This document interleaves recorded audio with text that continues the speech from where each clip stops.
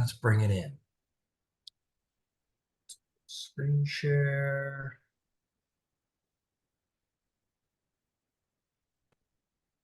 Oh, cool. I paused it somehow.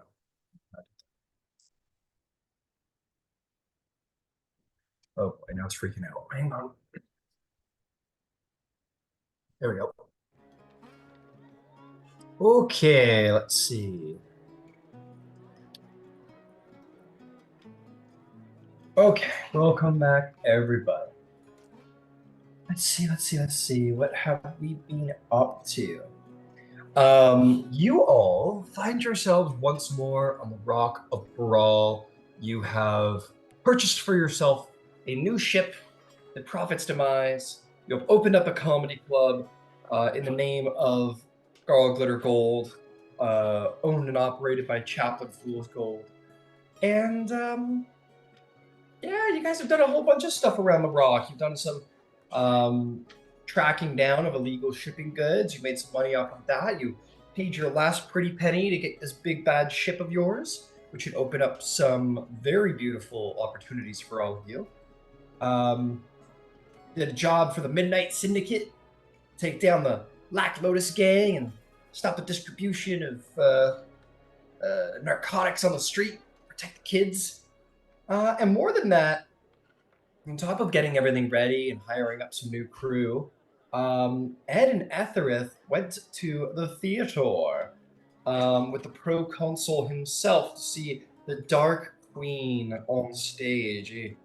An interesting performance, which I'm sure will have certain opinions spent on it. Some people might like it, some people might not like it.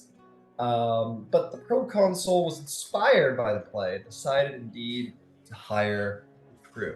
So I'm gonna say for whatever reason, Ed's like, oh, I just Rich and Aussie, we don't get along with alcohol too well, so I'm gonna go lay down somewhere and let you two finish out the night. And he's gonna go lay down on the ship or something like that, and the and he'll say, Ethelred's gonna handle the rest of the details. So you and the proconsul maybe will hang out the rest of the night.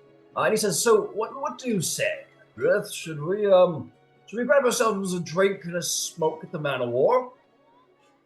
I'd be okay to do that, I think. Oh, very good. So you come in, they know the proconsul, they go, oh, proconsul, yes, welcome, your usual table, we'll have it organized for you immediately. And they do, and they bring you guys out to the balcony where,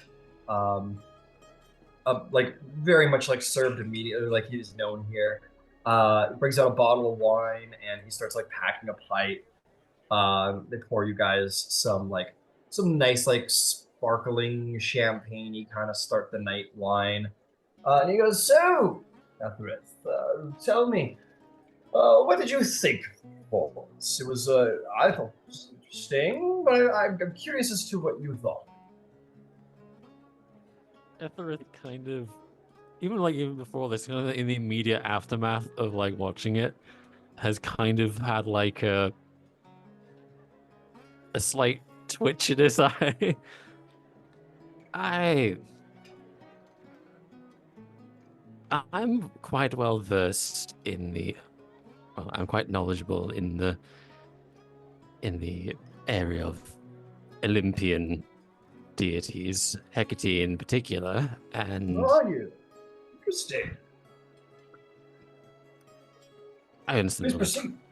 faith is faith is always up to interpretation, but I find that was maybe a more charitable depiction of her, particularly that ending. I found to be almost optimistic in her address of the main character. True. Yeah. But what would you, I've some education indeed comes from such performances. If you think it not authentic, what would you have done different? Well, I think she would have been far more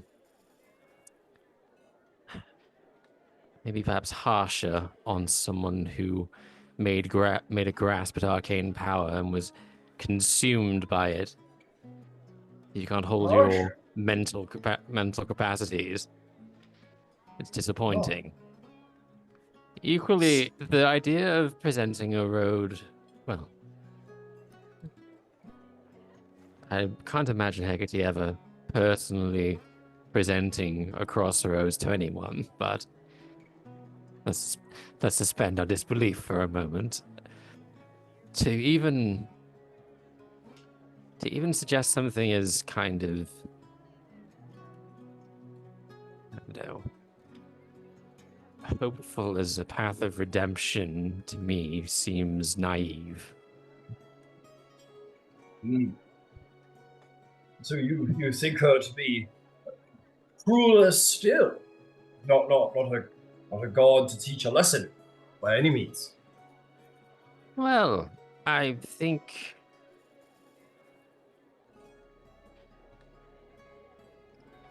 I view her as someone who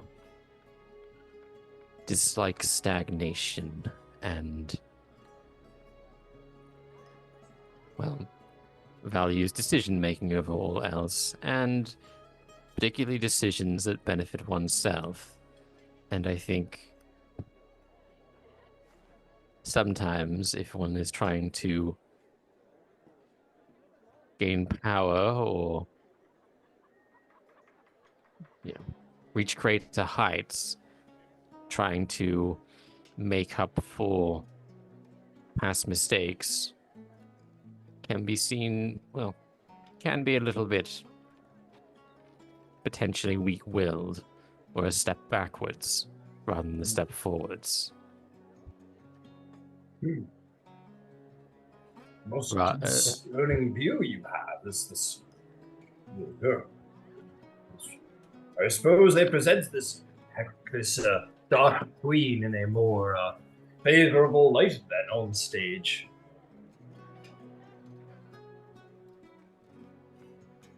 I also, I just remember how it began with the maiden. I almost laughed when she asked the sorcerer what their intentions were for the magics, and he simply replied, anything. That's not an answer. That's not a goal or an ambition. That's power for power's sake is pointless. You have to want to do something with it. It's no wonder the sorcerer went mad. Hmm. He had no prize to go after. He just wanted the magic for the sake of the magic. I see. It's a Well, means, not an end. and I think that brings us to the heart of why I've been so excited to meet with you.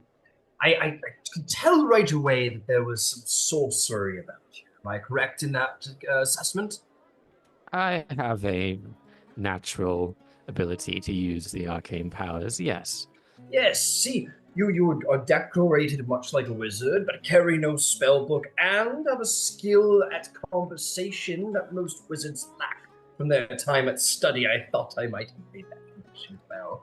So it's interesting to meet someone of like mind from your discipline of the arcane craft. Sorcerers tend to be a little more not as well studied, shall I say, and you have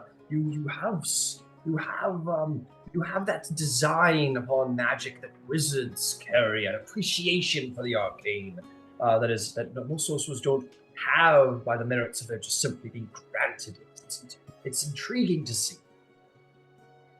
Well, I think that I couldn't simply settle with being gifted with magical power. I needed to understand it. It's, Mm, I think, see. were the circumstances different, I would have been a wizard myself. But fate sought to hand me power of my own. Well, it's never too late to learn a little arcana through the bookish sense. Perhaps the Dark Queen lays a little crossroads before you there, Thrith. Maybe there's something you could learn from we wizards. But regardless, Perhaps we come to the point of the escalation of my excitement, and we might speak of what I want you to do for me that I think will be most intriguing to you personally. Well, I'm all ears. I He looks around, and the balcony is unattended. And he says, "Pardon me if you don't mind."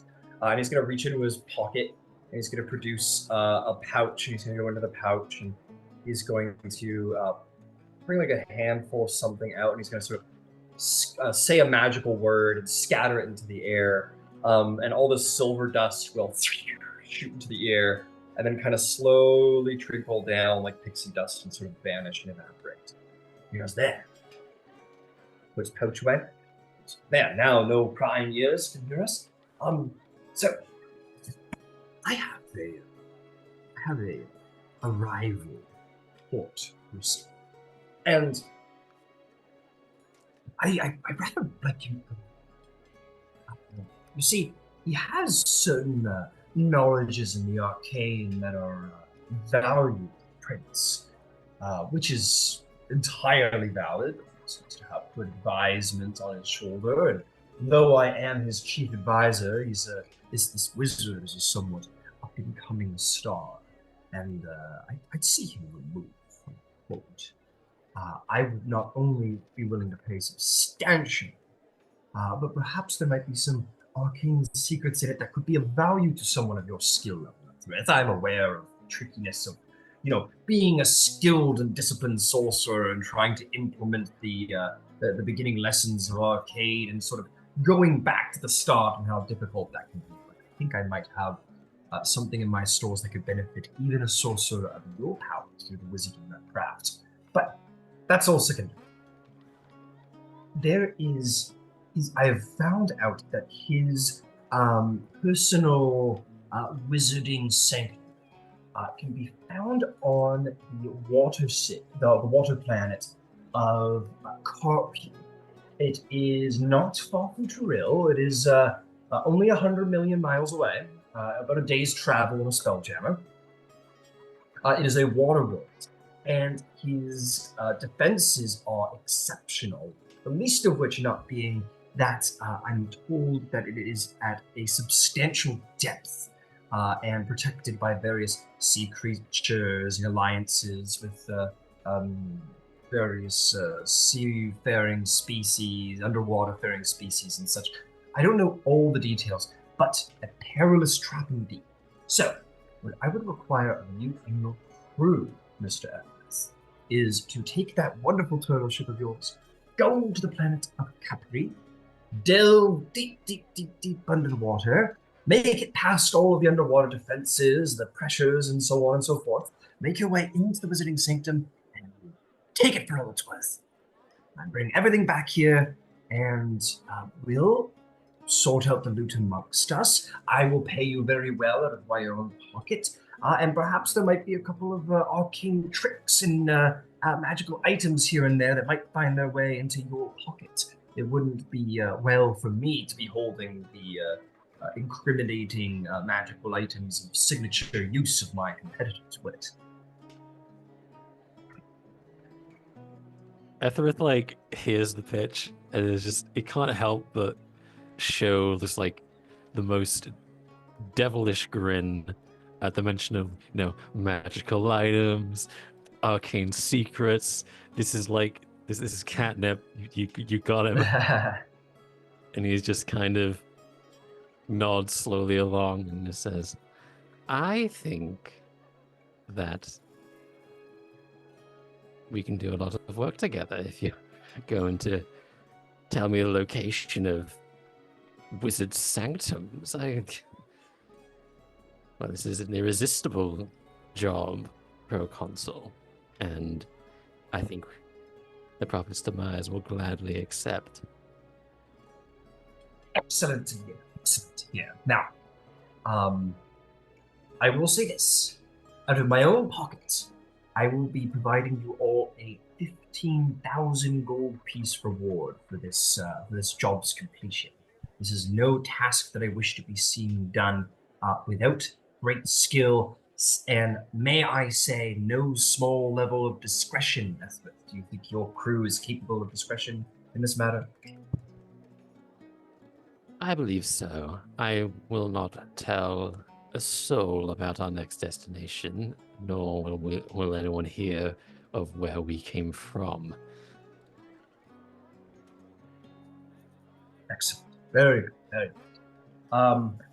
Very well. Yes. And he will tell you where it can be found. Um, it's a it's a water world, so we don't need to go Yeah. into detail of where that is. But he will. Let me take a little look. See if there's somewhere specific you can go. He tells you that it's a little ways off of the equator. He says the world is snow-capped, watery, and has a belt of thick seaweed. I wouldn't recommend trying to land on it. It can only hold about 5 tons of weight uh, from any individual source of weight. But a little ways north of there, still in the tropical latitude, you'll find your descent point, and he'll give you longitude and latitude. He says, I don't know the specifics, but it should be on the ocean floor, and I'm sure its own defenses will begin to mark exactly where you can find it. Just keep to the border of the large surface-reaching seaweeds. Make your descent, and I have no doubt you'll find what you seek. Well, thank you very much, Proconsul, for the theatre outing, the drinks, and of course the very tantalizing job. Oh, it is of no expense compared to what we might be doing with one another and together. I very much am excited to do business with you, and shall see if you are successful in this endeavor. And with that, you guys can. He's happy to I don't know, spend time with you in the night, and drink and have a little smoke and whatever. Maybe get your buzz on a little bit after it, and eventually he pays the tab, being the client. Well, technically he's the client, you should pay, but it's fine. He does anyway because it's very expensive. And you guys find your way out, and it's just, well, yes, a delight spending the evening with you. Please return to your crew, and remember, discretion is key. If anyone finds out about this job, I'm afraid payment is off the table. And I will have to rescind any acknowledgement of having ever done business with you and your crew. Of course, as standard practice. As far as I'm aware, we have no job in business. It'd be ridiculous. Winks. He gives you a pat on the shoulder, and he goes, "Good man." Or dragon, excuse me. Well, I must be getting on. There is a council in the morning. I have stayed up far too late with it bearing down. So have a good evening. Toodaloo. And he will, with a slightly wavering step from the many drinks, wander off down the street. His guard will sort of attend him as he goes. Yeah, the proconsul will return to the palace. Are you heading to the ship? Yes. Right. Okay, cool. All right, with that, you return to the turtle ship where everybody probably is, as you guys are getting the place ready to go. Yeah. Sweet. Yeah, I can start populating the ship. So after you come aboard, the place is busy with the many crew members getting ready. Yeah. So yeah, take it away, folks. Say Ed's asleep somewhere.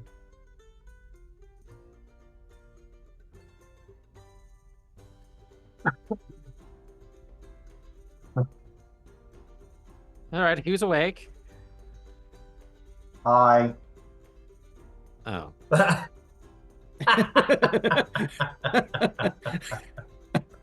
Anyone else? Any other crew members who will think most of the people are asleep, Ethereth.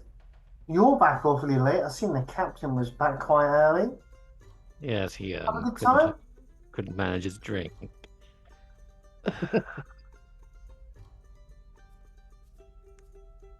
You know what? I'll just hold on to this, and then we can discuss the job I have acquired for us in the morning. Hi, you're back. Oh, thank the lady, someone I can actually talk to. Chaplain. Come in from like having finished her training, her evening training. Got it. And Basan. Basan in particular, this will be very important, actually. Hi. I feel useless now. Thank you, Ethereth. That was me thinking that we'd sort of slightly buried the hatchet. Obviously. We did no such thing. I'm still very much mad at you, and I don't even know why I'm talking to you. We can process feelings after we talk about the job. Yes? Yes, job. So come below decks. Well, further below decks. Discretion was paramount, and I don't want. Well, the reward is very large, and any leak of what we'd be up to will void the reward. So, inside voices and all that. Oh, do you want me to come? Of course, you're chaplain. You're our chaplain. And he proceeds along happily, clumping. All right, you guys go clomping down into the very large but empty cargo bay. Yeah. So we have been commissioned by for their sake, anonymous client in the upper city who, well, I'm going to put it bluntly, wants an assassination.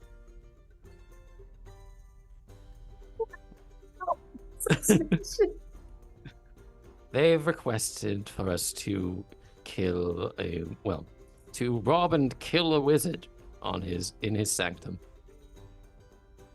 over on Capri, the ocean moon, not too far from here, about a day's travel. I mean, that seems awfully bleak. Do we know anything about this wizard? Is there a redeeming reason for killing this person? Ethel just kind of shrugs and goes, politics? Now, Ethereth, Yes. I mean, I'm all down for doing some jobs. And if the pay is good, then Oh, the I pay might is excellent. change my ways and help you on this, man. I mean, assassination does sound fairly similar and useful for what I do. And I'm willing to help. Our target is a wizard who has been making waves in the political scene of the Rock of Brawl, and you make waves, someone's bound to not like it, so we're on the side of the person who does not like it. And they want them dead, and all their arcane stuff is essentially ours for the taking, because he doesn't want to be left holding the bag. And the reward is a quite sizable amount. It's 15,000 gold. And since we're flat broke right now, I feel that this is a this is a necessary venture. So the goal is the stabilization, preservation, and improvement of the Rock of Brawl. If that's how you want to interpret it, I'm entirely power to you. I mean, this is just politics. We're just the. We're Chap- but the blade in someone else's hands. Shush. Chaplain, That's it. Chaplain looks at either Zalace or Bisan for like any sort of like justification. He's right. Chaplain has spoken fairly. We are working for the betterment of the Rock of Brawl. And you see, Bisan gives you really intense eye contact, right? It's for the betterment it is for of the Rock of Brawl.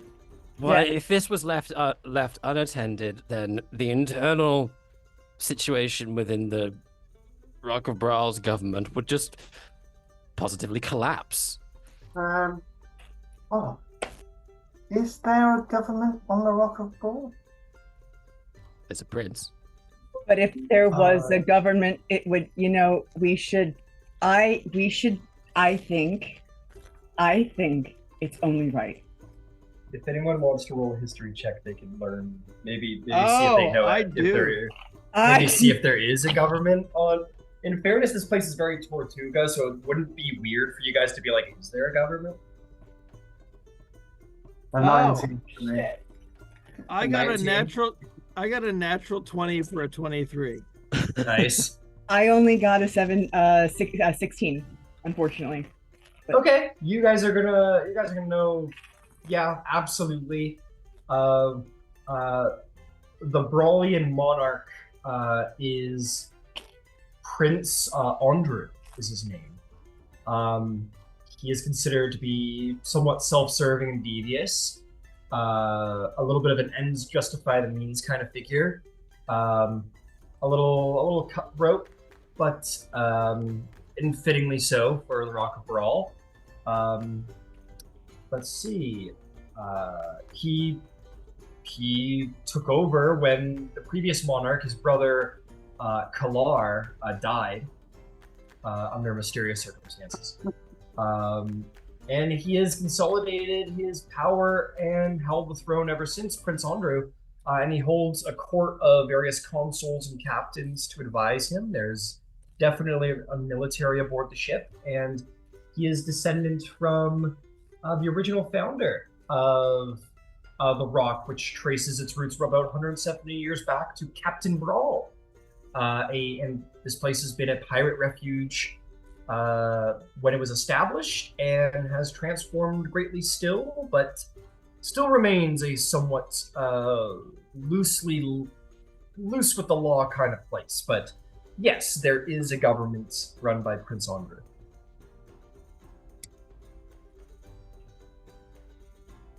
Okay. If nothing else, it would win us the favor of someone who is very influential. And yeah, I kind of looked at Chaplain then. You own a business here. It might help to have, well, to be well liked in the upper circles. Certainly. I mean, there's the we have the people to serve, and if the clinic and the tinkering shop are going to be useful, there's going to need to be other means of income. So yeah, I suppose we do what we have to do, as long as it's not in selfish interests. No, absolutely not.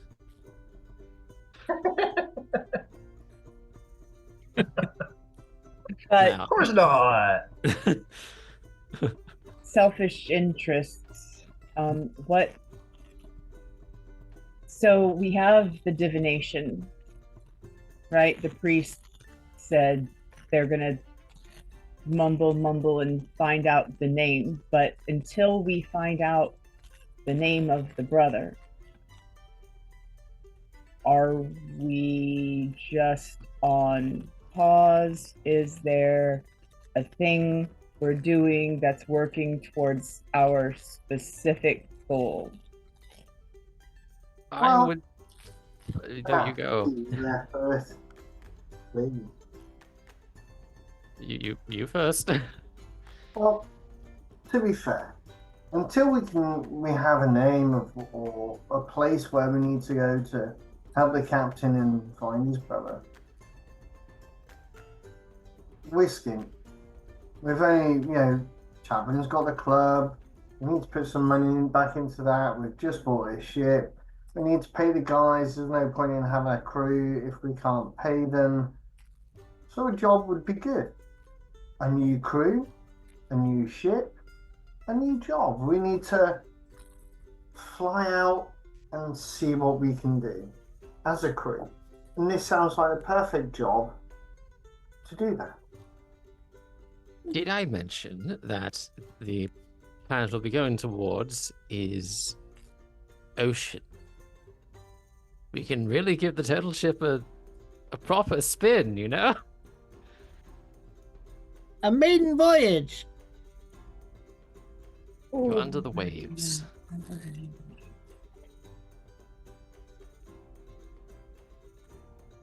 Well, Ethereth, I'm in. It's just kind of like almost like a moment of a go like, shit, is this a good idea? If the Zalace is going along with this, am I fucking up here? Your I'm just gonna shake his moral head. compass is shaping around. Well, but Zalace is also right. We don't have any money, and even if the diviner had given us some information, had come to us with some new information today, we wouldn't be able to act on it without the funds to pay for a voyage to who knows where. I find it difficult to imagine that wherever the captain's brother is, I don't think he's in realm space. I don't think so.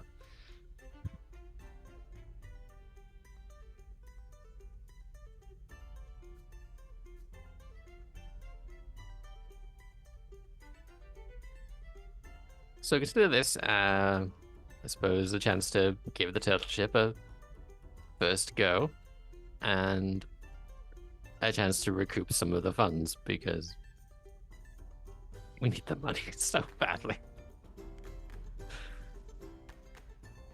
We need the money. What's her name? The with the Triton, and she's very, very good at fighting underwater. It's why we hired her. Her name's Tidewater. She goes by Tidewater. I was right, Tidewater. I put Tidewater down, and I'm like, that's a paint color. That's not her name. Nice. No, for real, that's the name of the color in my kitchen. I should also add that since we'll be invading a wizard sanctum, there will be likely be a wealth of magical artifacts, items, useful trinkets. So, if nothing else, as a crew, this will also be a potentially great increase in their own personal strength, which will be essential for our very long-term goal.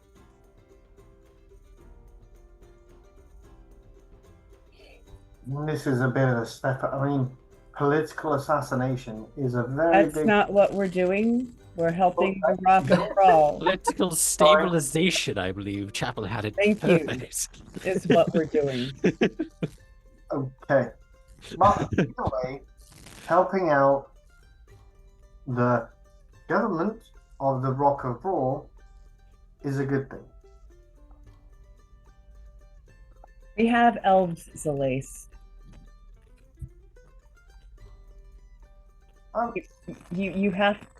We have to be careful how we present this so we keep our crew. Okay, I won't say anything. I'll just be quiet in the back. I'm good to go. Ah, yes, I do have to inform the rest of the crew on you. Oh Hey, boy, they're going to love this. Hey, Ethereth, Yes, Chaplain. do we know what this this disruptive wizard has done to be so disruptive? You know, my contact seemed to suggest that the wizard was whispering things into the prince's ear, gathering. We're trying to possibly some sort of power grab. You know how wizards are. Oh, he was being greedy about power? That's what it sounded like. Yes. Hmm. I don't like that.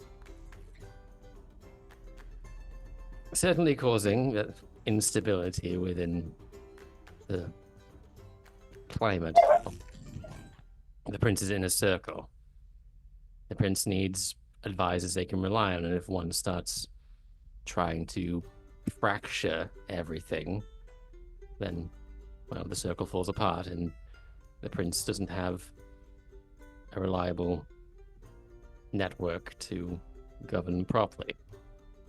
Right, Well, and that could cause all kinds of problems for the people, I suppose. exactly. I mean, the Rock of Brawl isn't, shall we say, lawful, but there's a certain code, right, that everyone sort of agrees to. But if the situation with the prince falls apart, then that code may also fall apart, and it will be true anarchy. Sure, listen, I mean, I get that not everybody around here is doing the best that they can to make others happy, but there's a certain homeostasis to it, right? Exactly.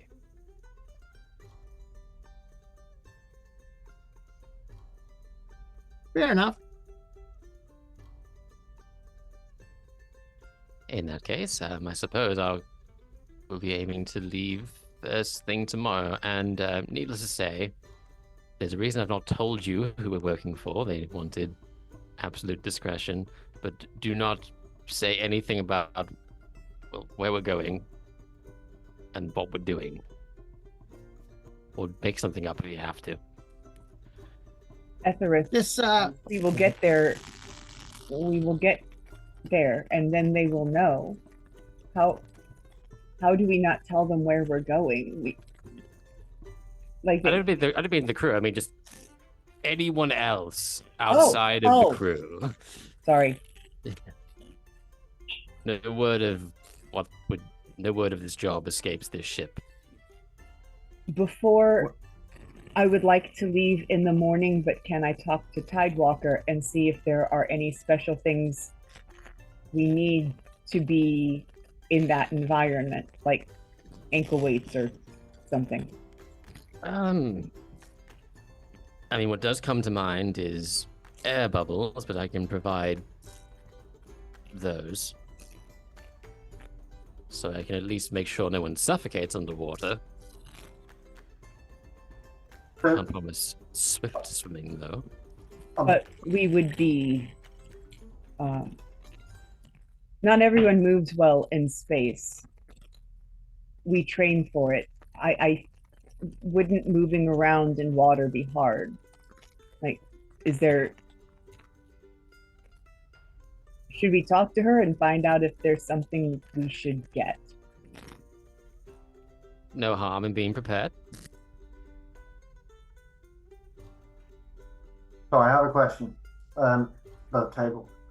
With the ship and the air bubble that surrounds it, like when we're out in space. And when we're underwater, does that work the same? Because how would we then be able to use the ballista and the mangonaut and that sort of thing? Because they're outside of the ship. Yeah, well, why don't we... It was a good idea so we could talk all about this narratively, because it sounds like we're going in that direction anyway. Yeah, so maybe you guys go talk to Tidewalker, and she'll give you guys a little seminar of how this ship runs best underwater. Absolutely. And we'll get that figured out. I'm just getting all that ready. Else. All right, so you guys call up Tidewalker. We're gonna say, for whatever reason, she's like, I'll be sure to inform the captain and the cook and everybody else if we're going into underwater situations. Yes, let me walk you through it, I suppose. Um, okay. Where should we start? Should we start with how the ship will work, or how everything else will work? Ship first, I suppose. If there's underwater defenses and we want to actually fight in with the ship underwater, it'd be useful to know if what we exactly can do. Okay. The ballistas should function just fine underwater, but anything beyond their normal range will probably not hit. There's a fat chance in that. It'll automatically miss anything beyond its normal range. The ballista will take on a lot of water resistance to actually attack with, so there will be disadvantage when it comes to utilizing the ballista, even within its normal range. But like I said, or sorry, the mangonel. The mangonel is a disadvantage, but the ballistas will function just fine. But no ranged weapon will be able to function past its normal range. So, for example, if it has an 80-foot normal range and a 120-foot long range, anything past the 100-foot range or the 80-foot range will fail. So only the normal range will work in ranged combat. And that goes for anyone fighting underwater. Let's see here. I'm looking at the new rules too to see if I like it. Let's see. Your melee roll.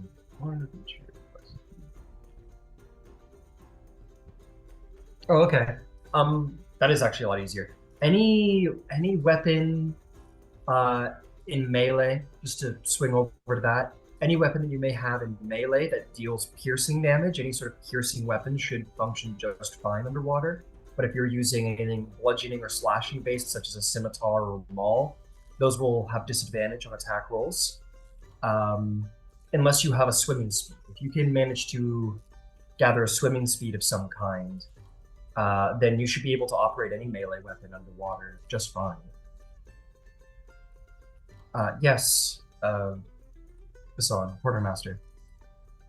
She whips out her sunblade, which does radiant damage. Mm-hmm. What is its original weapon form? It's a long sword, right? Long sword, yeah. Which is a slashing based weapon. She said, a very unique weapon. I think that will still take on a disadvantage underwater, I'm afraid. She says, ranged attacks underwater automatically miss beyond the weapon's normal range, whether that is siege weapon or handheld weapon. And the attack roll has disadvantage within the normal range unless it is a crossbow or a ballista. I'm going to combine the two a little bit because I kind of like these ones too. Unless it's a crossbow or a net, or again, anything that utilizes a thrown piercing like weapon, like a javelin or a spear, it'll have disadvantage. So the mangonel, for example, throws rocks. It's a bludgeoning weapon. That'll be a disadvantage. But the piercing of the ballista will function normally. Wait, Ethereth, is this wizard supposed to be in the water or in the water? As far as I'm aware, their sanctum is underwater. Yeah, I'm not sure which.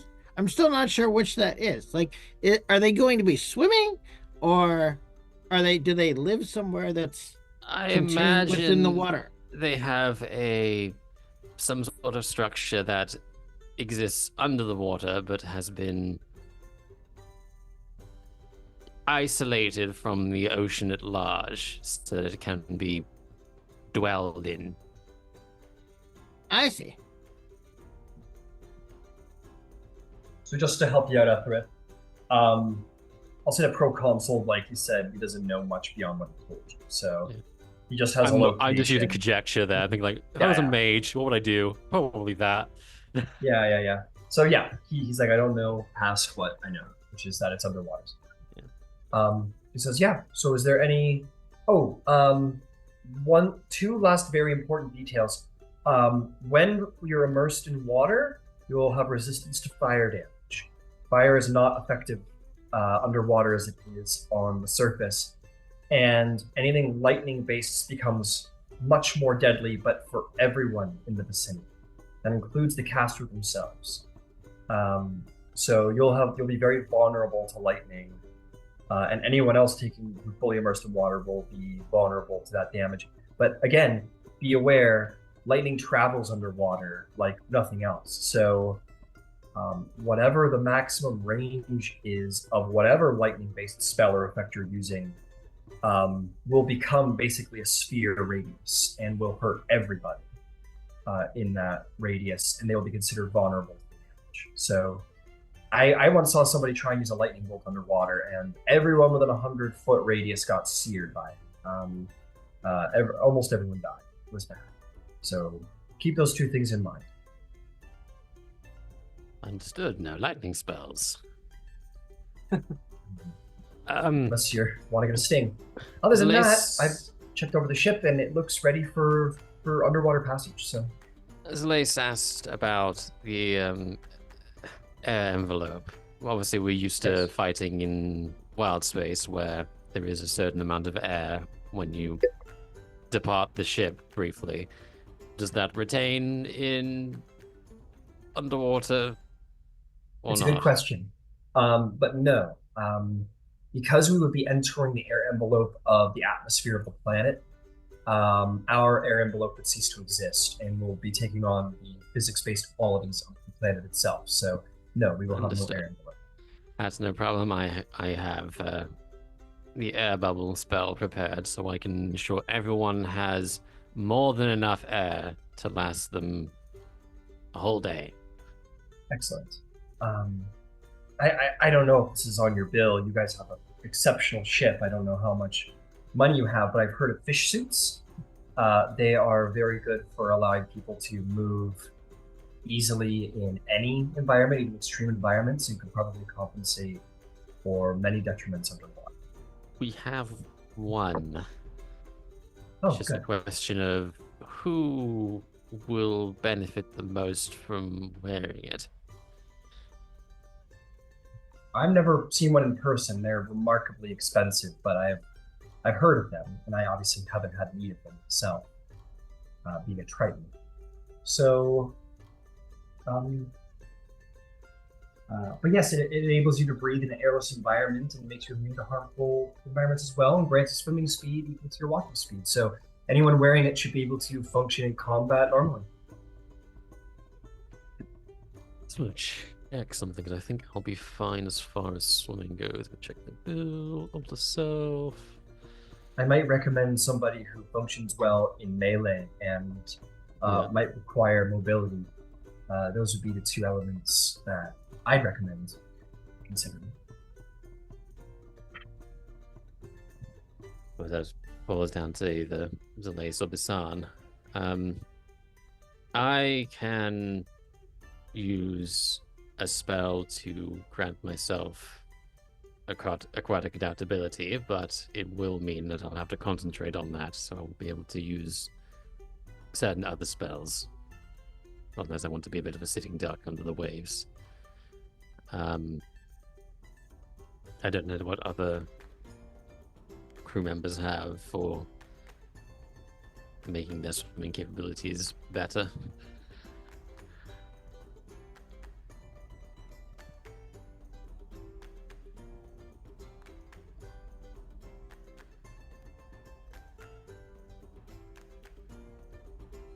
Oh, one last note, I always forget to bring it up. Longbows and short bows will similarly have disadvantage as some other ranged weapons underwater. It's only crossbows that are really built to be adepts underwater. They have piercing abilities, but something about the strain, there's too much resistance for it to function properly. And that should be everything. That should be everything worth knowing up front. This actually may seem like a silly question, but I want to just be totally sure because I don't want to cause a problem. Cold spells, ice, will that cause any issues like lightning, or Is it more No, they should function fine for the most part. Um, there we go. Hell yeah. For the most part, magic works differently than true elements do. I believe that there are some magic spells that specify about actually freezing. And if they do actually freeze bodies of water, then they will do that underwater. But no, there's no vulnerabilities or extenuating resistances or damage or whatnot. The ocean is very cold by itself. understood? I knew the theory, but theory and practice are often two different things. So I wanted to just Of verify course. with someone who's seen firsthand. No issues. It is. I talked to an alchemist about it once, and for interesting practice, the usual chemistry of elements doesn't work as one-to-one when it's produced by a magical spell. Magic is the shaping of reality to create something that you wish. Is basically how it's been explained to me. So, um, I think I've read that in whereas a book somewhere. yeah, whereas acid might be like diluted or enhanced by water, when produced for a magical spell, it'll do what the magical spell wishes it to, is it's a warping of reality. Something I don't know the I'm no wizard, but that's what was kind of explained to me in a bar once. Of course. Well, thank you for your help. Of course. I will return to my duties. Let me know if anyone requires anything.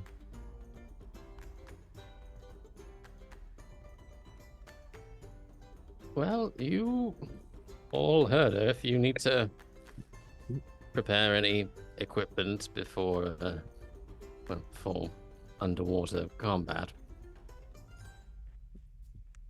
either tomorrow morning is probably the best time just before we leave. Well, I have nothing. Or apart from being able to use a crossbow and a rapier. Yeah, I've got no spells that will be able to, so I don't know. Maybe we need to just have a quick look at how much a bottle of water breathing would do, because that might then be able to suffice for me for the time being, if we can get our hands on them. Well, water breathing is one thing. Swimming speed is another. But we can... I wonder if there is an alchemist shop. I'll have to look into that. Just a thought. Yeah. I sort of look at the chaplain and I'm kind of like, will you be okay underwater? Oh, I don't know. I've never spent much time underwater before. I know that I've been told that I don't breathe. I don't necessarily need air, but I've never tried swimming before. I don't know that I'm particularly great at it. Would Extension, I Kalara kinda- know? Our gnome friend. Would our gnome friend maybe know? Maybe. Could we ask Kalara Brightbalm her opinion on whether or not Chaplain can function underwater? You want to call her up? Yep. Something comes on the PA. Can Kalora Brightbeam please come to the office? And everyone goes, ooh. I'm in trouble. You're in trouble. Kalora Brightbeam comes in with her like head hung over. Walks in like that.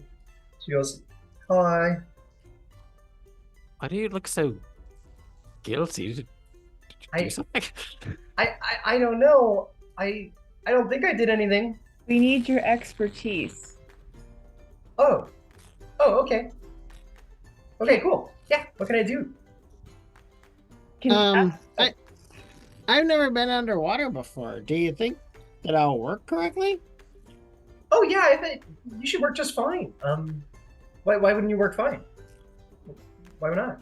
Why wouldn't you work well? Do you have like a condition or something? No, I honestly don't know. There was some concern that because the environment is a little different, for humanoids, I think. There was some concern that it might be different for me as well.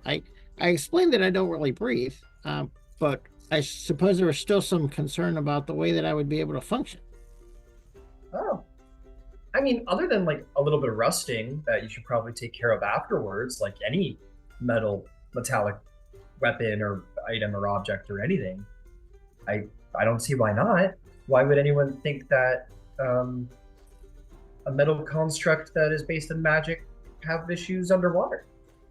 He kind of looks at himself and like points at like different like joint areas or whatever where he supposes there might be a little rusting. He's like, But we could do a little mending, right? You can't, sure. I don't know why you would need it though. It's not like you run on electricity or anything, or anything in this world runs on electricity. And on what? Exactly. I don't even know what that was. I had a weird sort of meta hiccup there. I was more just concerned about the rusting. I'd hate for Chaplain to just kind of freeze up from. Oh, rusting doesn't Rusty happen joints? that quick. Yeah, rusty joints is something that you should be careful of, but nothing that a little spot maintenance can't do after the fact. Yeah, Okay, it, that's it, wonderful. it takes a little time. I think as long as we get me cleaned off afterwards, that should be all right. Yeah, you'll be fine. You'll be fine. In that case, well, this is a good time to inform you, Clara. We'll be doing your first mission with us will take you to the ocean planet of Capri. Ooh! Oh boy, how exciting! We're going to be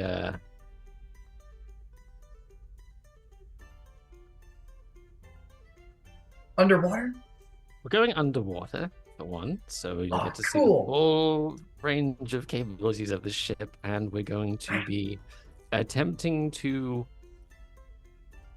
infiltrate and slay a wizard in his Wow. sanctum.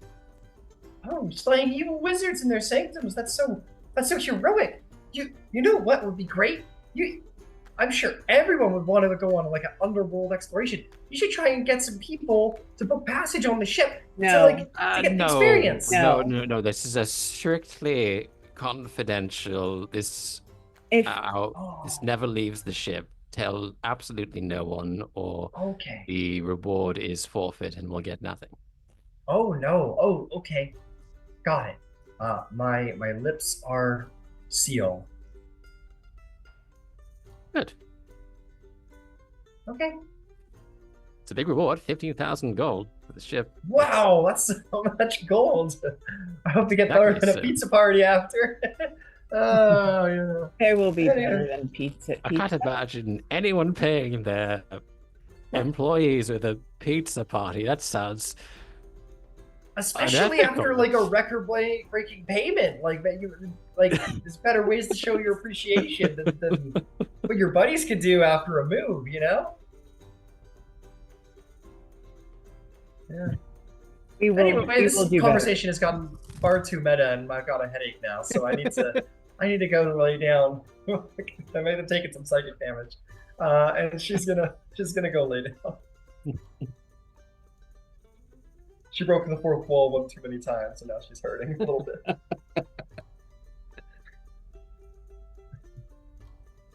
okay. So, agenda will be first thing in the morning. Make sure we're all equipped and prepared for our voyage, and then we'll set off. I had a thought while we were having this conversation. Not that we have the time to do it before this particular journey, but if we're going to be taking underwater jobs in the future, because we were talking about our speed in the water, it might be worth it to have Ed look into something that could power us through the water a little, maybe some sort of propulsion system. Indeed, maybe. I'll also, think of what Zilly said earlier.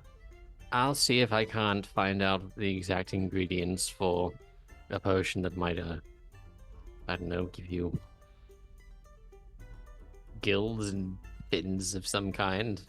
Some sort of transmutation potion to aid with underwater movement. oh, by the way, Before we leave the rock, we haven't left yet, right? You're not left, no. No, I don't know.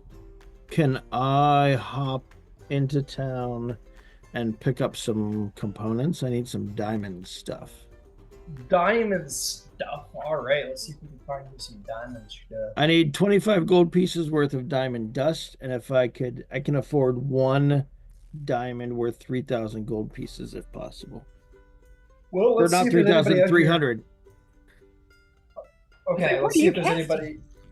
Let's see if there's anybody out here who hasn't been robbed of all their diamonds. Go ahead and make me a investigation check.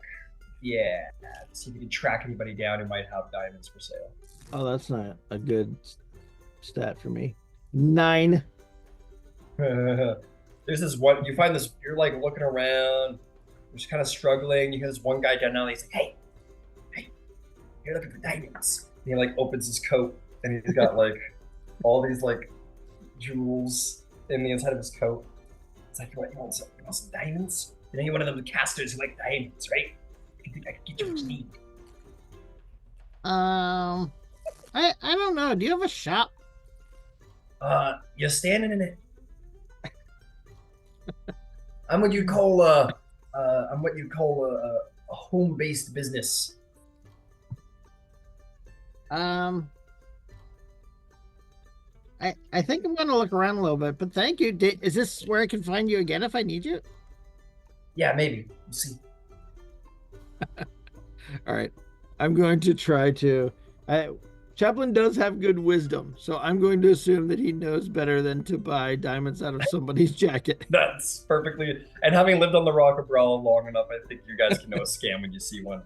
I also think I might remind you, you guys have earned yourselves certain favors with certain factions and guilds here on the Rock of Brawl who might have better access than just sort of any shop off the street. Oh, all right. In a place where crime runs things, look for the criminals for the best of gear. Yeah, I guess having failed to acquire the diamond stuff that I need, I suppose I probably would go to the most likely person who's able to acquire things in town, which would be Zalace. But also, probably the rest of the crew as well, but certainly primarily and first Zalace, to let him know that I'm in need of 25 gold pieces worth of diamond dust and 1 diamond worth 300 gold pieces.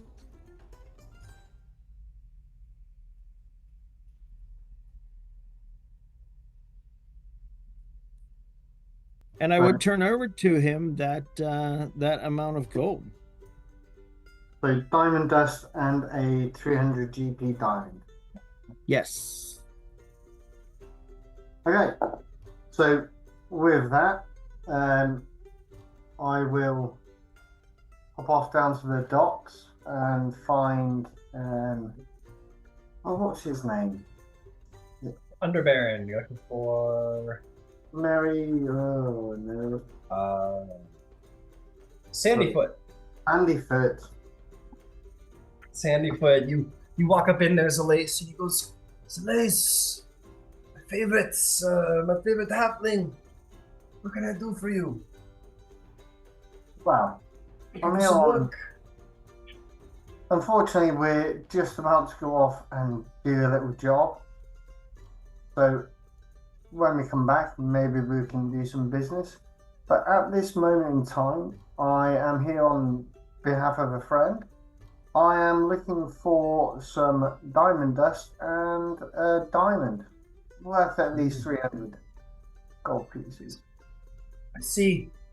It always warms my heart to see you, so I'm going to make you a good deal. You're always doing good work for us. It's time we do a good favor for you. As you know, I have a lot of sway with the craftspeople here on the Rock of Brawl, and one of the halflings here in the burrows was robbed of some precious diamonds that they got off of the shipment, so here's what I'm going to do for you. If you pay me the 300 gold for the big diamond, you can have the dust for free, and I'll tell you where you can lift that from.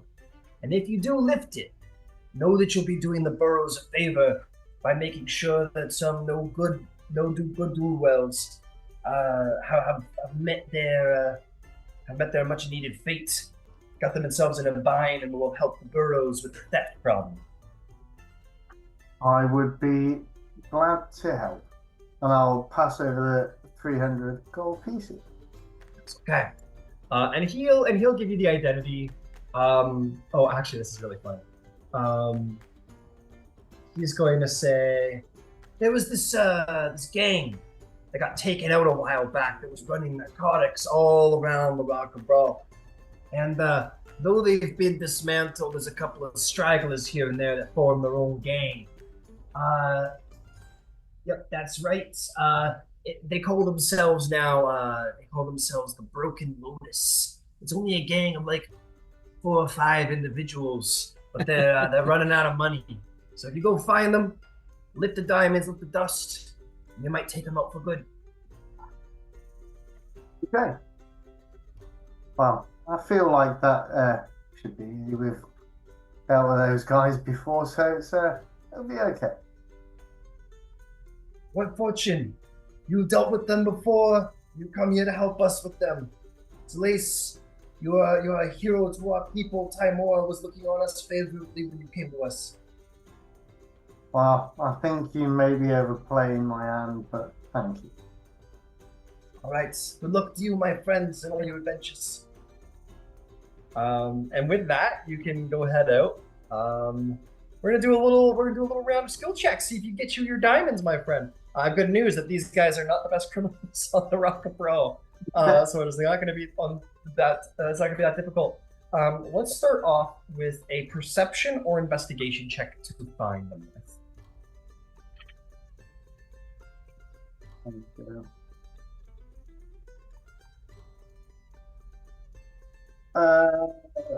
18 for perception.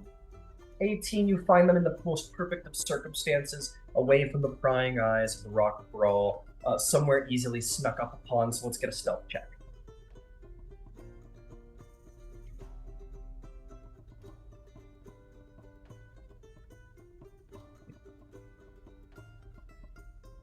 $23. Oh, they don't know you're there. You're like a bat in the night. And last but not least, I'll take that sleight of hand check to see if you can lift the diamonds.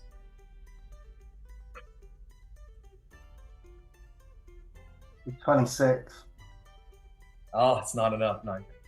You easily lift the diamonds and the dust from these criminals.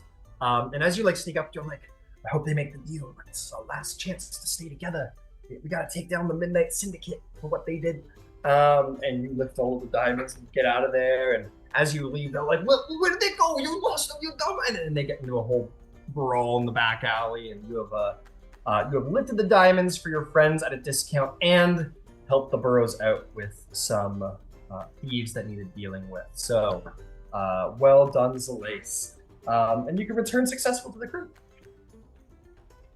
So I'll just go upstairs into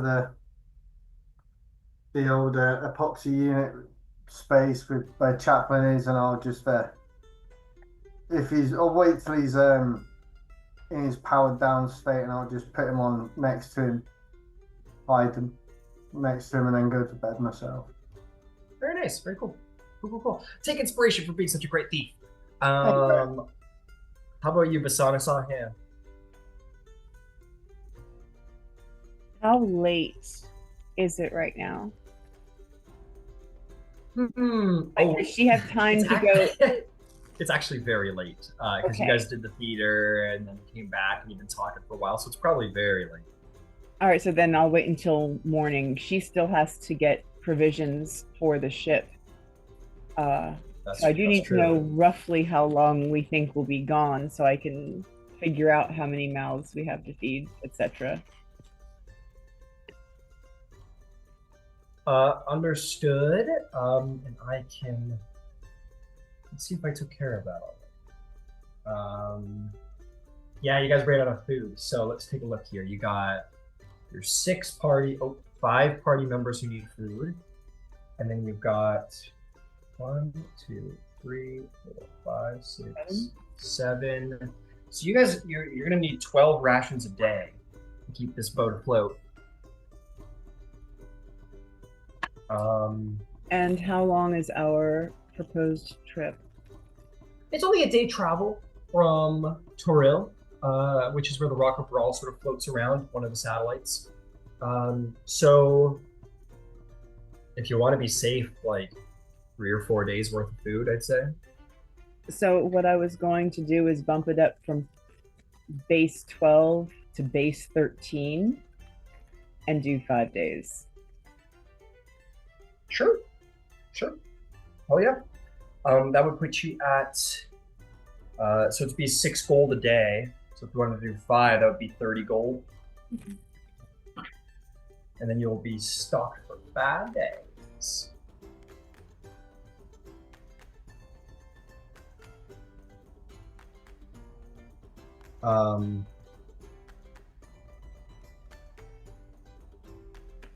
Yeah, because you hired the crew today, so they've all probably fed themselves today. Shaka was like cooking yesterday, and I'm realizing she had nothing to cook with, so I don't know what she was. Retroactively, but if you anyway, want to charge me an extra day of stuff, that was important for the selling of the crew. You're all good. You hired them today, so they're already fed and whatever. So they got the shit. It's all good. No big deal. But yeah, you have food for 5 days. You've been journeying together for 192 standard days. You have till 197 standard days.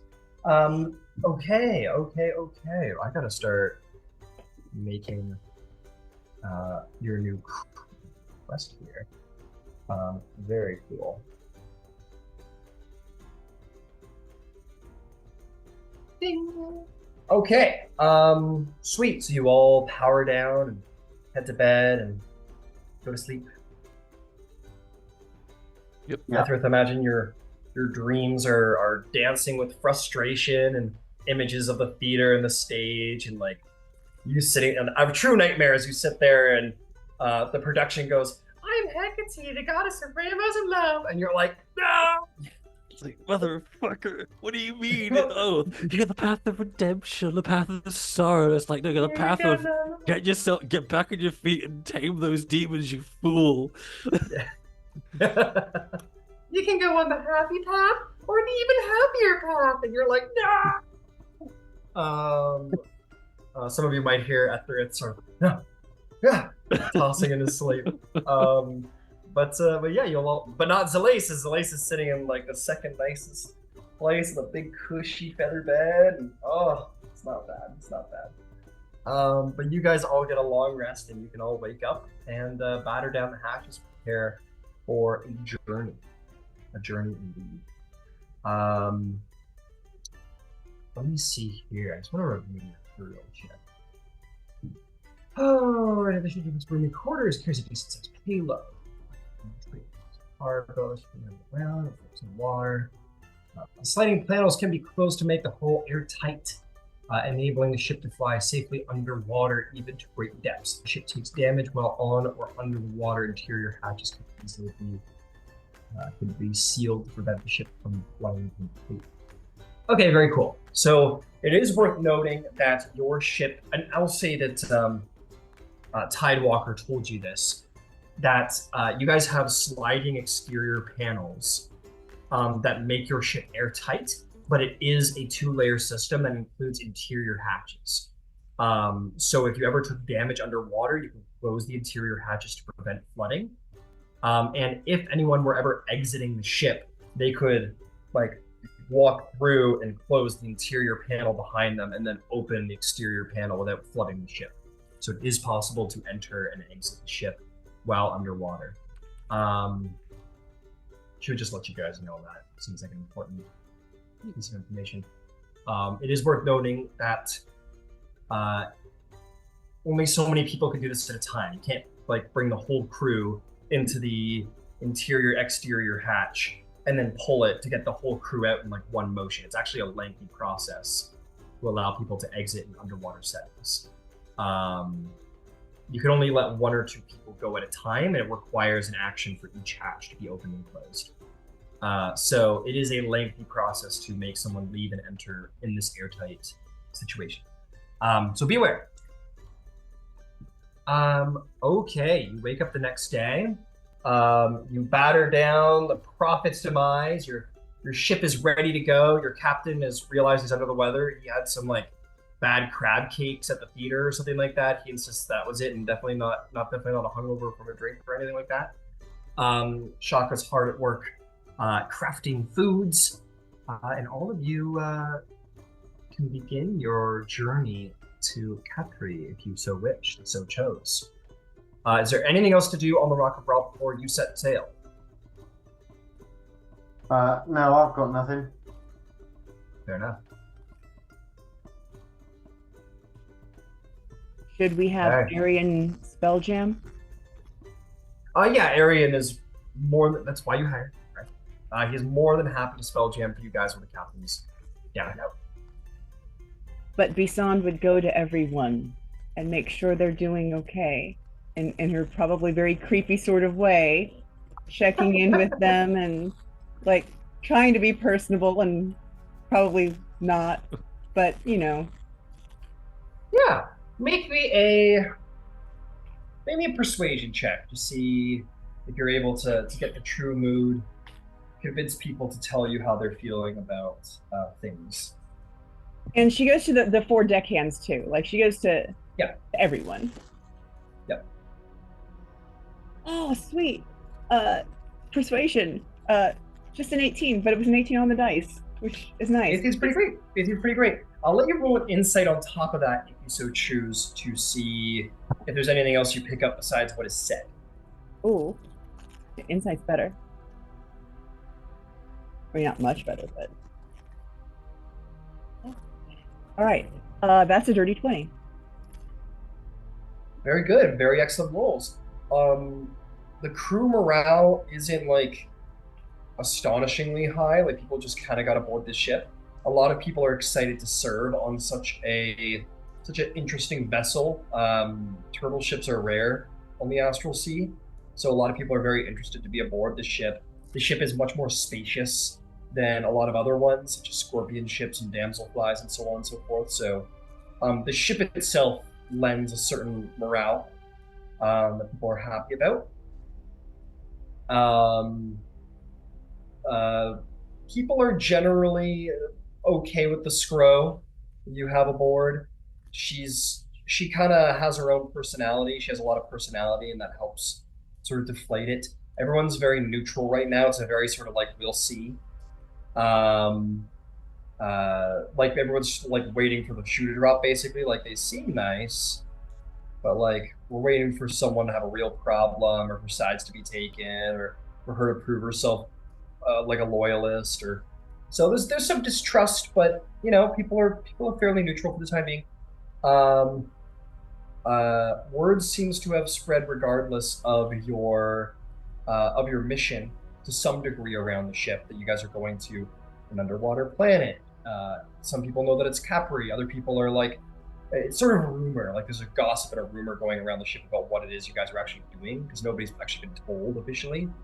So there's some speculation you guys are going to Kendos.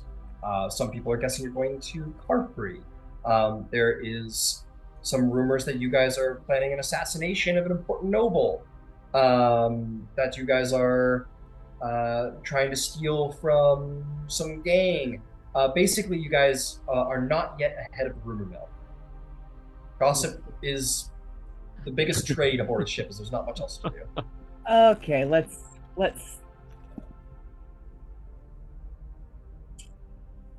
When the mess hall and the kitchen are separate, yes? Yeah, the mess hall is where everybody meets, so that would be the best place to catch everybody all at once, yeah. So the mess hall, just specifically not with Shaka in view. That's why I wanted to make sure that they were separate. So when everyone gets together, Bisan will... Sorry, Shaka and who? I wanted to make sure that Shaka was not in view. Oh, okay. Not in view. Sorry, they said... Never mind. Doesn't matter what I thought. But yeah, Shaka's in the kitchen, working away, cleaning dishes. Everybody else is in the mess hall. So yeah, Bisan comes in. I have heard some creative storytelling. It's been really interesting. Who has any idea what we're doing? I think a lot of people look amongst themselves uncertainly, but and I think Kilara very clearly kind of like tries to make herself look small, as she was told not to tell anybody anything. But you do see Tidewalker put her hand up because she heard some stuff and wasn't told not to tell anybody. She puts her hand up and kind of like shakes her hand a little bit as if to say some stuff. Absolutely. Oh, you want me to? Mhm. Okay. I think you told us that we were going to a water planet, of some kind, and that we were killing a wizard.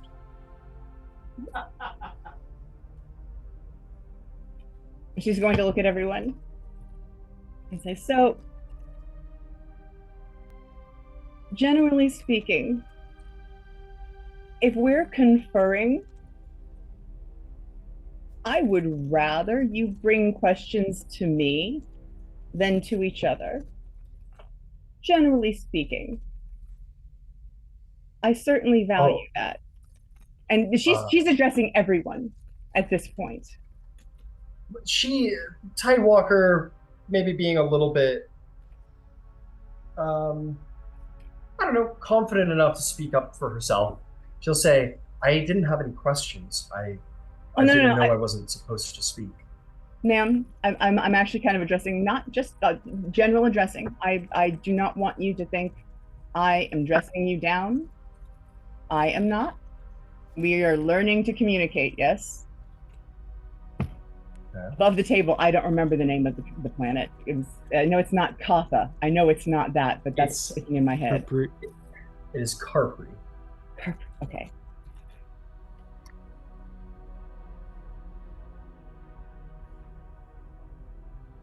We are going to the water planet Carpri. And she's going to kind of look and make sure everybody's going there. A lot of people nod and are like interested to get the scoop. Our understanding is that when we get there, there is a wizard's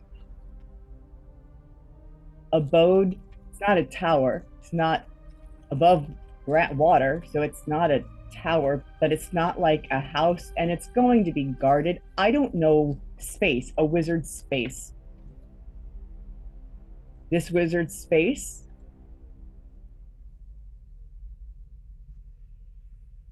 should have a wizard who has been creating problems for Brock of Brawl people, rulers, names. I deliberately gave no names, so don't worry about it. Pissed off the wrong people, and it's a stability political. I don't know those details, but it's not a noble.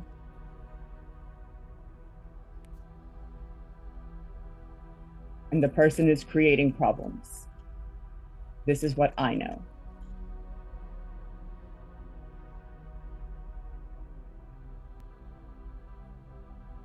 Am I? This is what I don't know if you're here or not. She wouldn't have necessarily been looking for any of the rest of the crew. She's just kind of looking for like the people she's supposed to take care of. So if anyone thinks that they would have attended meals or been present in the mess hall regardless of meals, regularly, yeah, you guys could be here. No other reason, because like once like it's a 1 day travel. Like I have maybe 1 second of being like, okay, here's your orrery track. Here's where you go, and just kind of doing my own thing. So yeah, sure, I'll be there. Sure. I don't know that I would or would not have been there. We've established in the past that Chaplain does feel like meal times are gregarious, so he likes to be there, but he also doesn't eat. So I'm gonna roll for it.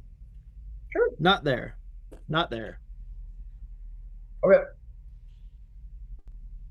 The After lace it- would have Oh, sorry. most probably walked in halfway through, still in his dressing gown and everything else, just walking in and grab a coffee or something. Sure.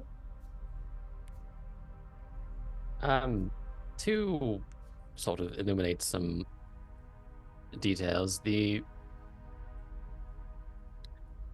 this job is strictly confidential. The contact emphasized discretion, which is why I've not provided the identity of the contact to anyone on the ship. And the contact also deliberately did not tell me the name of the target, only that they were a wizard with a sanctum beneath the waves on Capri. And I mean, that's a good enough description for me.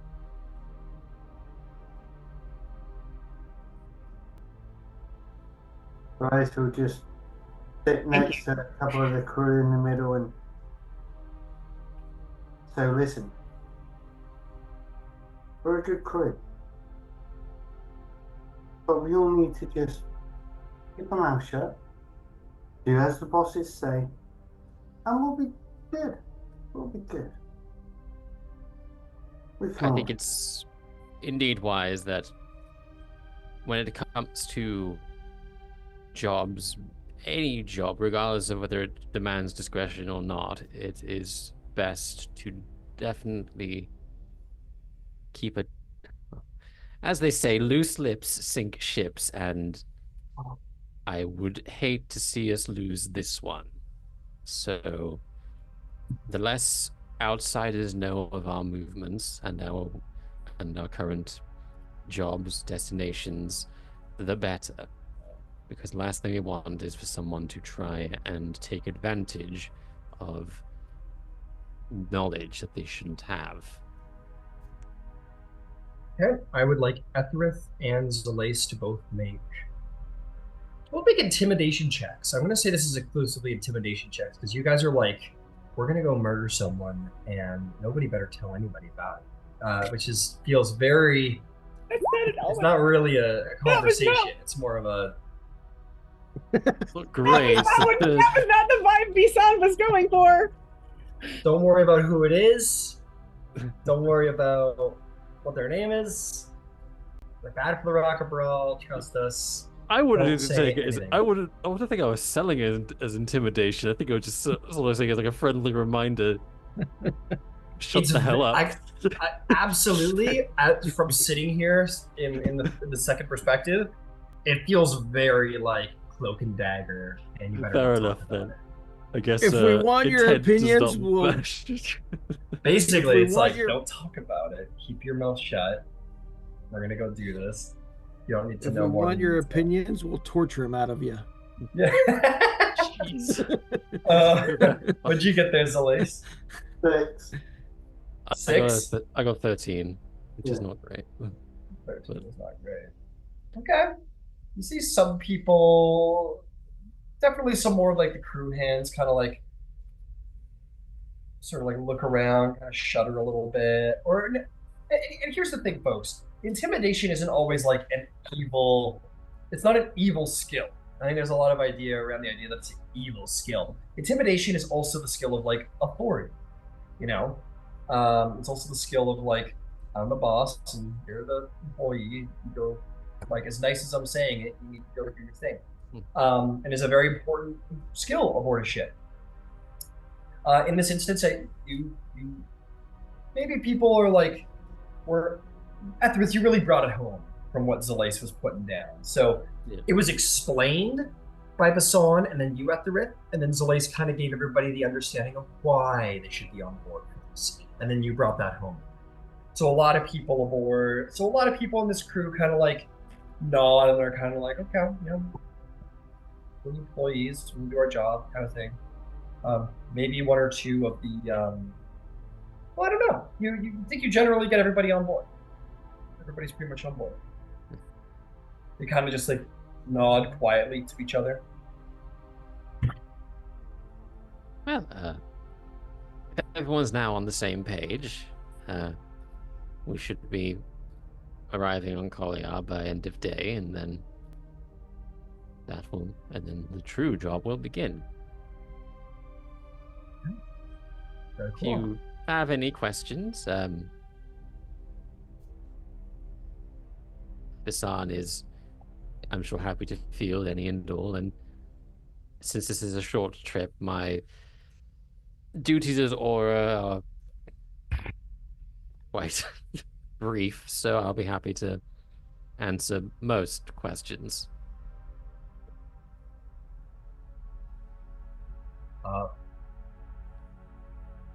People kind of just nod and yeah, kind of just like if the meeting's over, kind of go back to eating or whatnot. There's no further questions. It was made clear that this is sort of a your job. No larger information is really going to be shared. It's a need to know kind of thing, and people kind of eat and go back to work.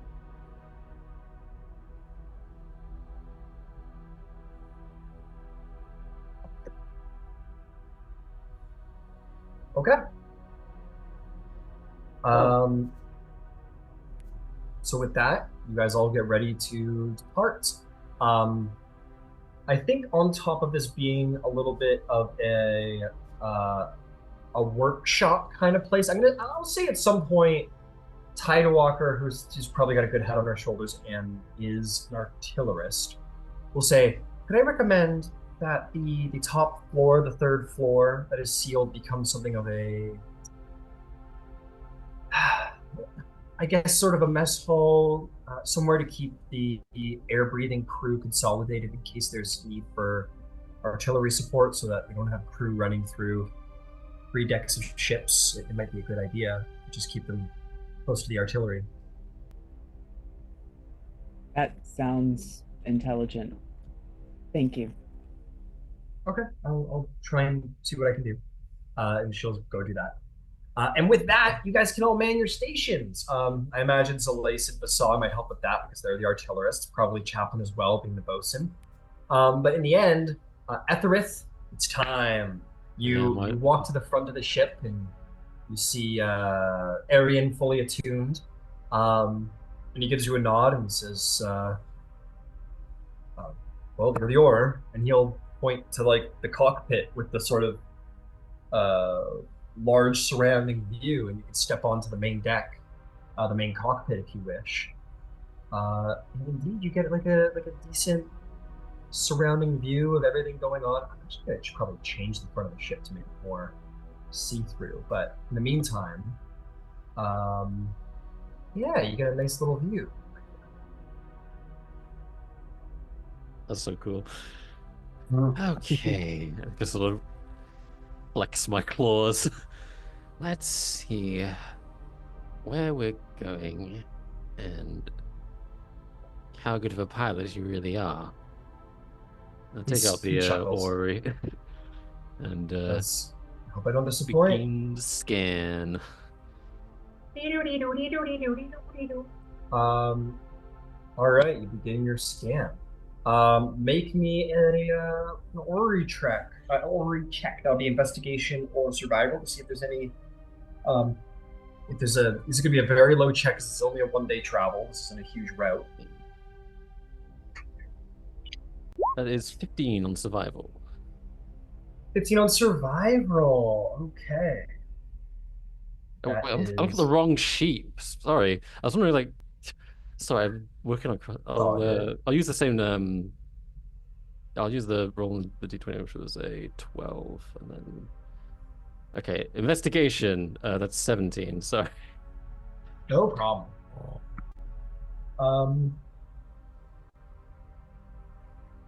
Let's see. Across the sheet, which is very exciting. You're looking around the Ori, and you find that your route is pretty much clear. You do detect that there is something really detects things of large bodies, isn't it?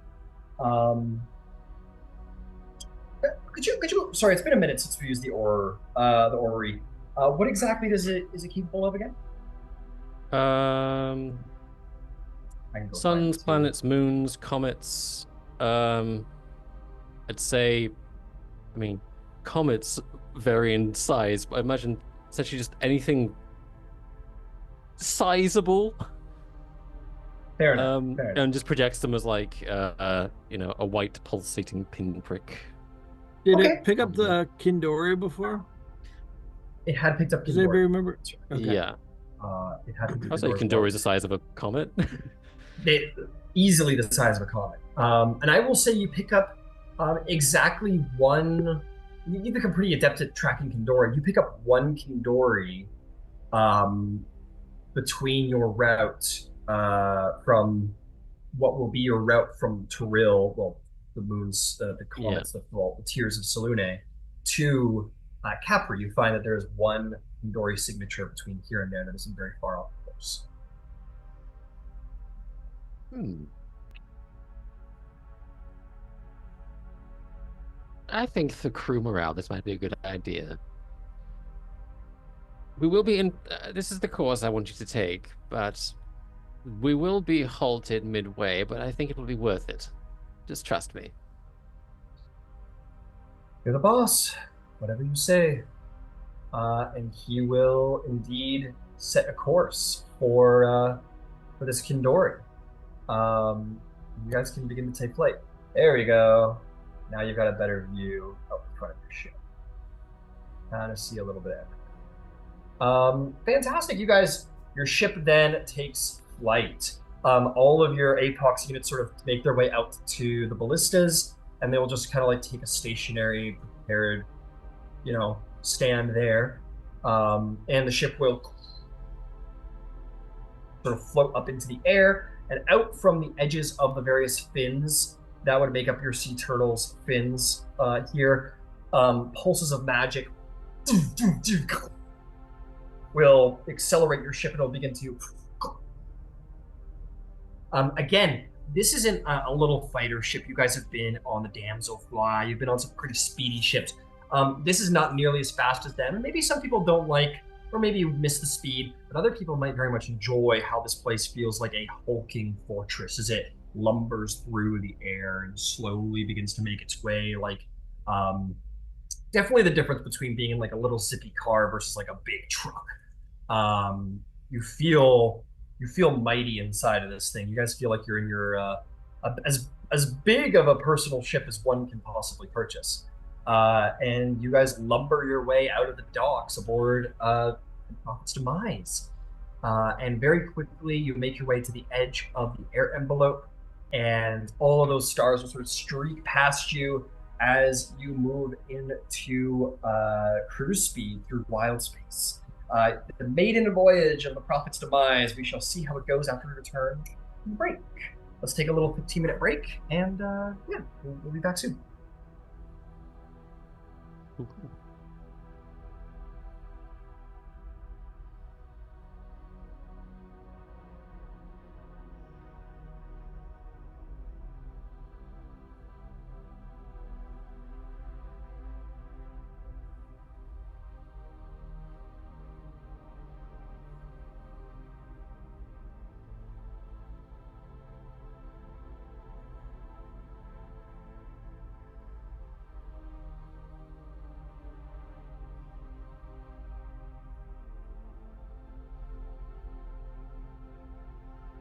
Hello?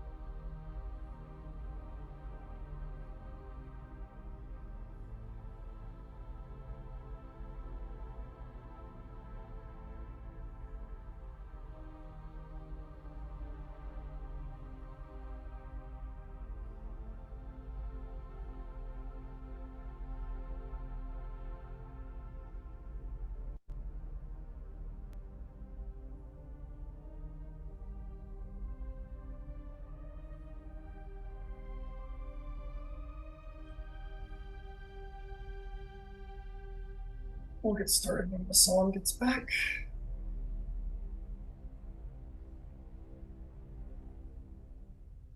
And we'll get started. Just like that. Okay, welcome back. All right. You guys, so travel through wild space for a little bit. A couple hours are going to go by. Is there anything important anyone needs to do in those couple of hours as we head out into cruise speed? Yeah, no problem. A little ahead of schedule, at least to most of your knowledge, the ship drops out of cruise speed, slowing down. A number of individuals probably look at each other a little confused and try and probably find their way to various outlooks from the turtle ship to see what the hell is going on. There could be danger, who knows what could be going on. But what you find instead is a rather strange sight, even for all of you. Indeed, there is a big, beautiful, healthy-looking Kindori out there, but with two exceptional changes to its form that are surprising. One of which is that, yes, it is covered in. There is a lot of what's the word? There's fauna grown on it. You've seen certain sick Kindori that have like a lot of like fauna and like crustaceans and like mosses sort of growing on them, much as this one does. A couple of scavers do chase underneath its belly, much like other scavenger creatures might follow a shark, for example. But it seems to fly healthy enough. But what is the most strange about it is that it has a little hut on its back as it flies along.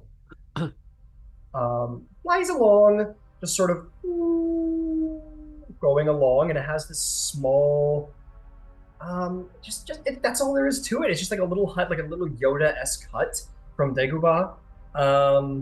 And you see like one of the window hatches sort of open, and you see a gnome's head stick out. A big bushy beard. He has like very Radagast. Very like has like a woolly hat on and like a long beard, and sort of sticks his head out and looks through and puts the window back down, and after a moment he steps outside of his front door and kind of waves from his little hut at your ship. Can't see any of you because you're all inside, but you guys see this this strange little sight out in wild space. If you guys care to do anything. So yeah, I'll walk out to the ballista so I'm out on deck and I can see. I'm just seeing how far. Open fire. Yeah. Can't remember how far the whispers. Sorry, let me just find it because it You're good. changed a little bit. No worries.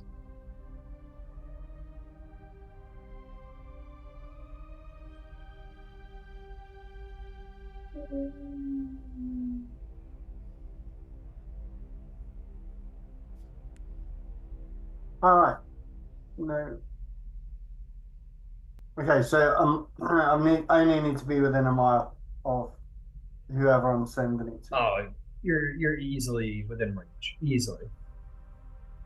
So I can do 3. Actually, this change.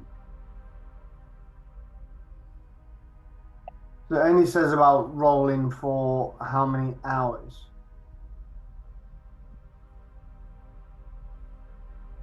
Go ahead. Be equal to my proficiency. Sorry, so right. So I can do 3 others. 3 people. Okay. So I'll link in Etherith and the No for the minute. Yep. And just speak to him and just say, "Hello there, friend. Are you okay?" And Dick and Dory are they healthy? You can help with that. Oh my! What an interesting thing to have. Speaking into my mind directly. How crazy. We are just fine. Me and Humpback here are excellent and healthy and cruising along. Oh, she's an old girl. She's an old girl. What are you all doing out there? Hey, you interested in any trade? I've got potions to sell. Well, funnily enough, we are looking for a few potions. How perfect. Send some of your fellas aboard, Humpback here, and maybe we could do a little trading. Oh, why don't you come on over? Bring your Kindori up as close as you feel free without damaging, obviously. And we can then talk. Sounds real good. That does. And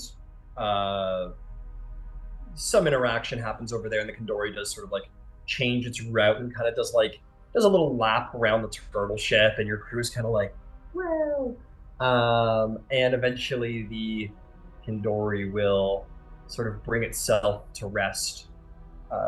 Yeah, there. I can't bring it all the way down, but basically sort of just off the top left fin. I could try to actually. I need something around them. Not quite, but still. Oh no, you know what? That's where your little drop bridge is. So we'll just come right up to the back and kind of stop there, and you guys can like take out your loading platform onto the back of this guy, and little gnome will scurry across.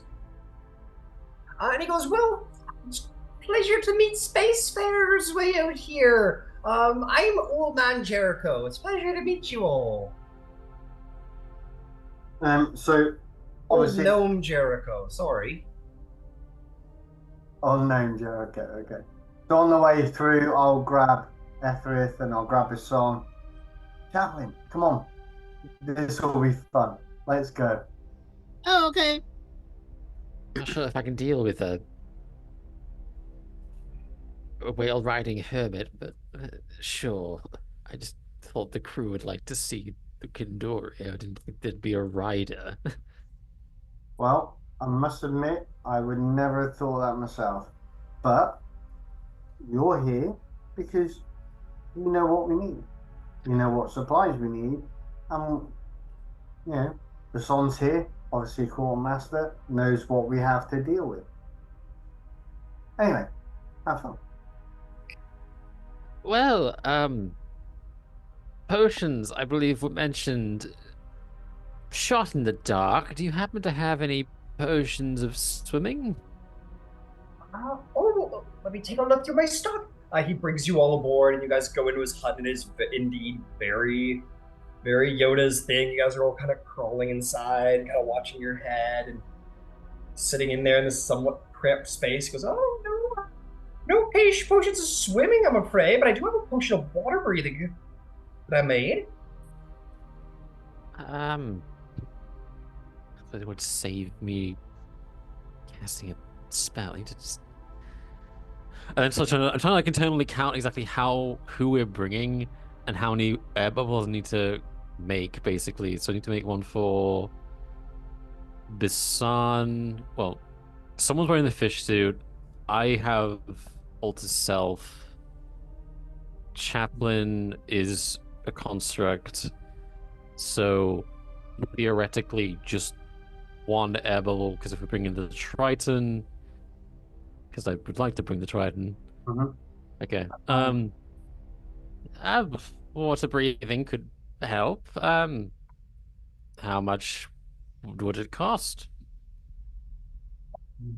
Money. I haven't done enough. How exciting! I haven't bought and sold anything in such a while. Let me just put my thinking cap on here and think about that real quick. Let me What's ask the you new quickly. potion rules? What was that?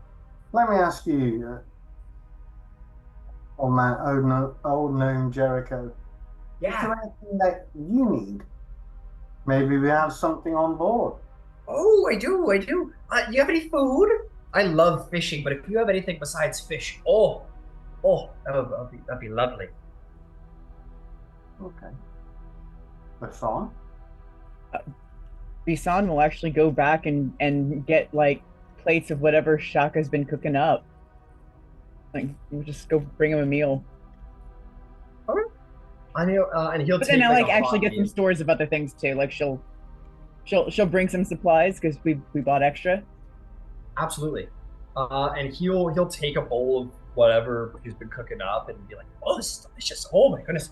Oh, wait, how better to show my appreciation for a hot meal than with a? I think this is a fair trade in my heart." And he will grant you a potion of a potion of water breathing uh, for the tasty meal you guys have served up. I'm gonna roll to see if it's worth the. Yeah, it's worth it. It's worth it too. It's pretty good.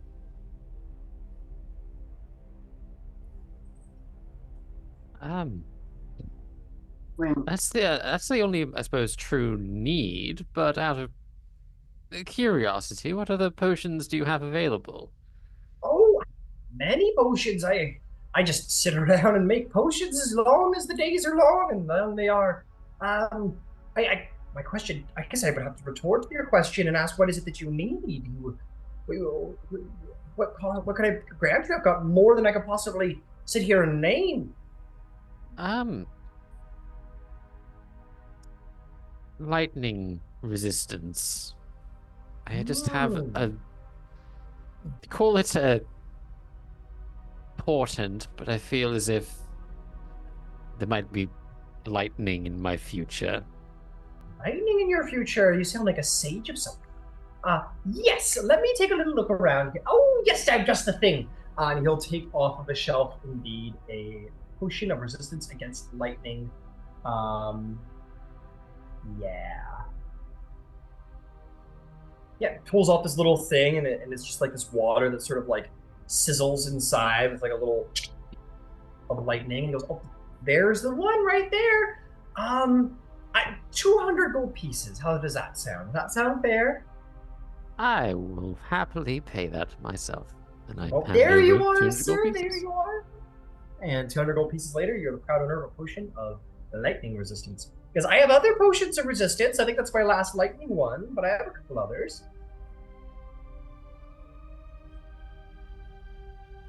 If you're worried about lightning striking you, I always have potions of healing available of all sorts. okay. I'll take a potion of healing. Sure, you want just a basic one or something a little more potent? So, what Okay. have you got? I thought all types. I got all types of potions. I have a greater potion of healing for 150 gold. Hmm. Unfortunately, as personal wealth goes, I don't have that much. So, I understand. So 50 gold for a normal one. I have three of them. just Hang the on. one will do. Thank you. Hang on a minute. Did you? I gave Zalace some gold to get the diamonds. Did you? You didn't spend that. Did you give it back? The 300, yeah, I gave, yeah. Yeah, I gave the 325. Well, you should have kept the 25 for the diamond vest. I did, but I didn't. That's not what I was. Got it. Oh, okay. um, all right, I'll take two because I've. No, I'll take one. That's fine. One will do. Well, all right, two. It is 100 gold pieces. Is there anything else? Is there anything else that I could do for you? I've got all sorts of potions for sale. I even have one that can turn you into a cloud of gas.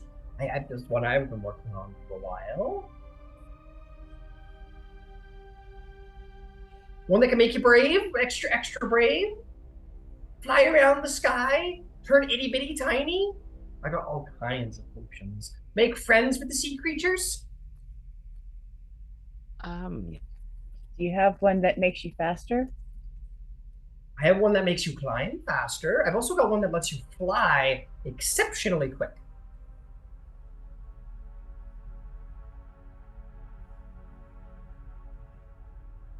I would like the beefy healing potion.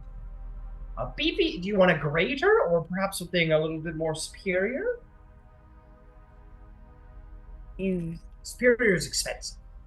you said it was 150 gold. 150 gold for the greater, that's right. Would you like it? Yes, please. All right, greater it is. He'll hand you over a greater potion of healing.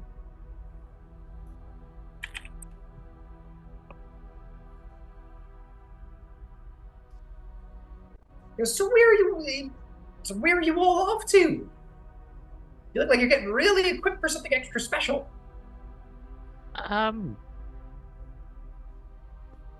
We explore.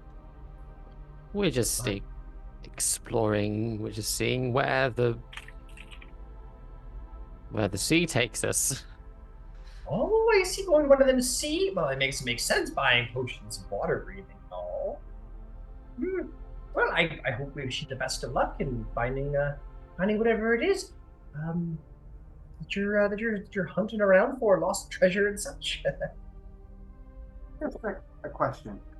Of course. This is a new ship for us, and we know that it can go underwater. So we're thinking going to try it underwater. The planets that are around here, obviously we know that there is a water planet. Do you know much of that planet or what's on there? Or well, there's two water planets. I think you might be your own. I don't know where it's rotated right now, but there is Kandos, which is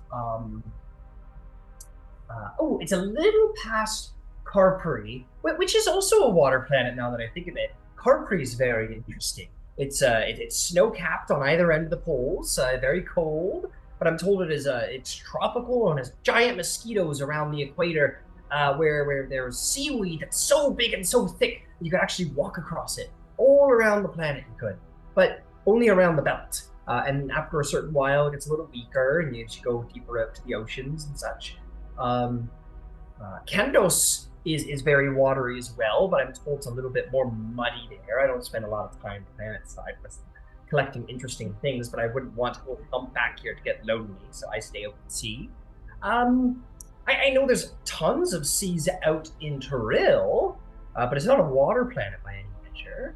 I heard there is this one water planet way at the edge of the wild space system where it looks like a top, and the beholders are all over the place. But it's this big water planet. I've always wanted to go explore there, but again, an old humpback. She's an old girl. I don't think she'd make the trip.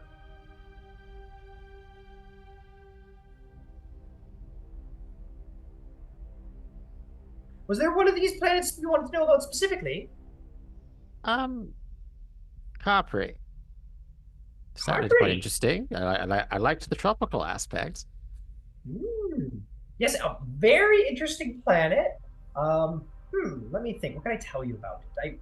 It's beautiful to see from the atmosphere. I've always liked flying by Capri. It's a beautiful, beautiful sight. Like I said, the three different regions. There is the poles, which are very cold, frigid waters. There is the temperate tropical areas around the equator with the seaweed and such. And then there's also and then there's even more still tropical temperate between the two, between the equator and the poles. I mean, you can see the water is so clear that you can see right into the deep depths all the way from the surface. A beautiful, beautiful sight. There are no land patches whatsoever. I hear that the air is very clean there, very remarkably clean, very natural based. I've even heard that there is a couple of aquatic elven societies that live on the planet, underneath the waves, of course. But I've never had the joy to meet such an individual before. This is actually very important. Despite how beautiful the planet looks, you have to be careful about what you eat off the planet. Apparently, there's a very large concentration of bugs or something in the water, and it makes most things difficult to consume without either magical or physical preparation first. So I wouldn't go around eating any mushrooms you find. Wow. Good advice. Very good advice. Oh, another thing I'll tell you, which is very exciting, doesn't have to do with the planet per se, but they do say that I think I might have seen it before, but I don't want to make any assumptions. There is this old elven unhuman war base that floats around the planet. It's this man of war type spelljammer that was a elven base during the war, and it's uninhabited now. They say it's haunted and inhabited by all manner of dangerous creatures, and so be careful. Wow. That Thanks is for good the to warning. know. That's really, and then that's all I know. That's all I know. But if that's where you're visiting, have good fun. Just be careful about what you put in your mouth.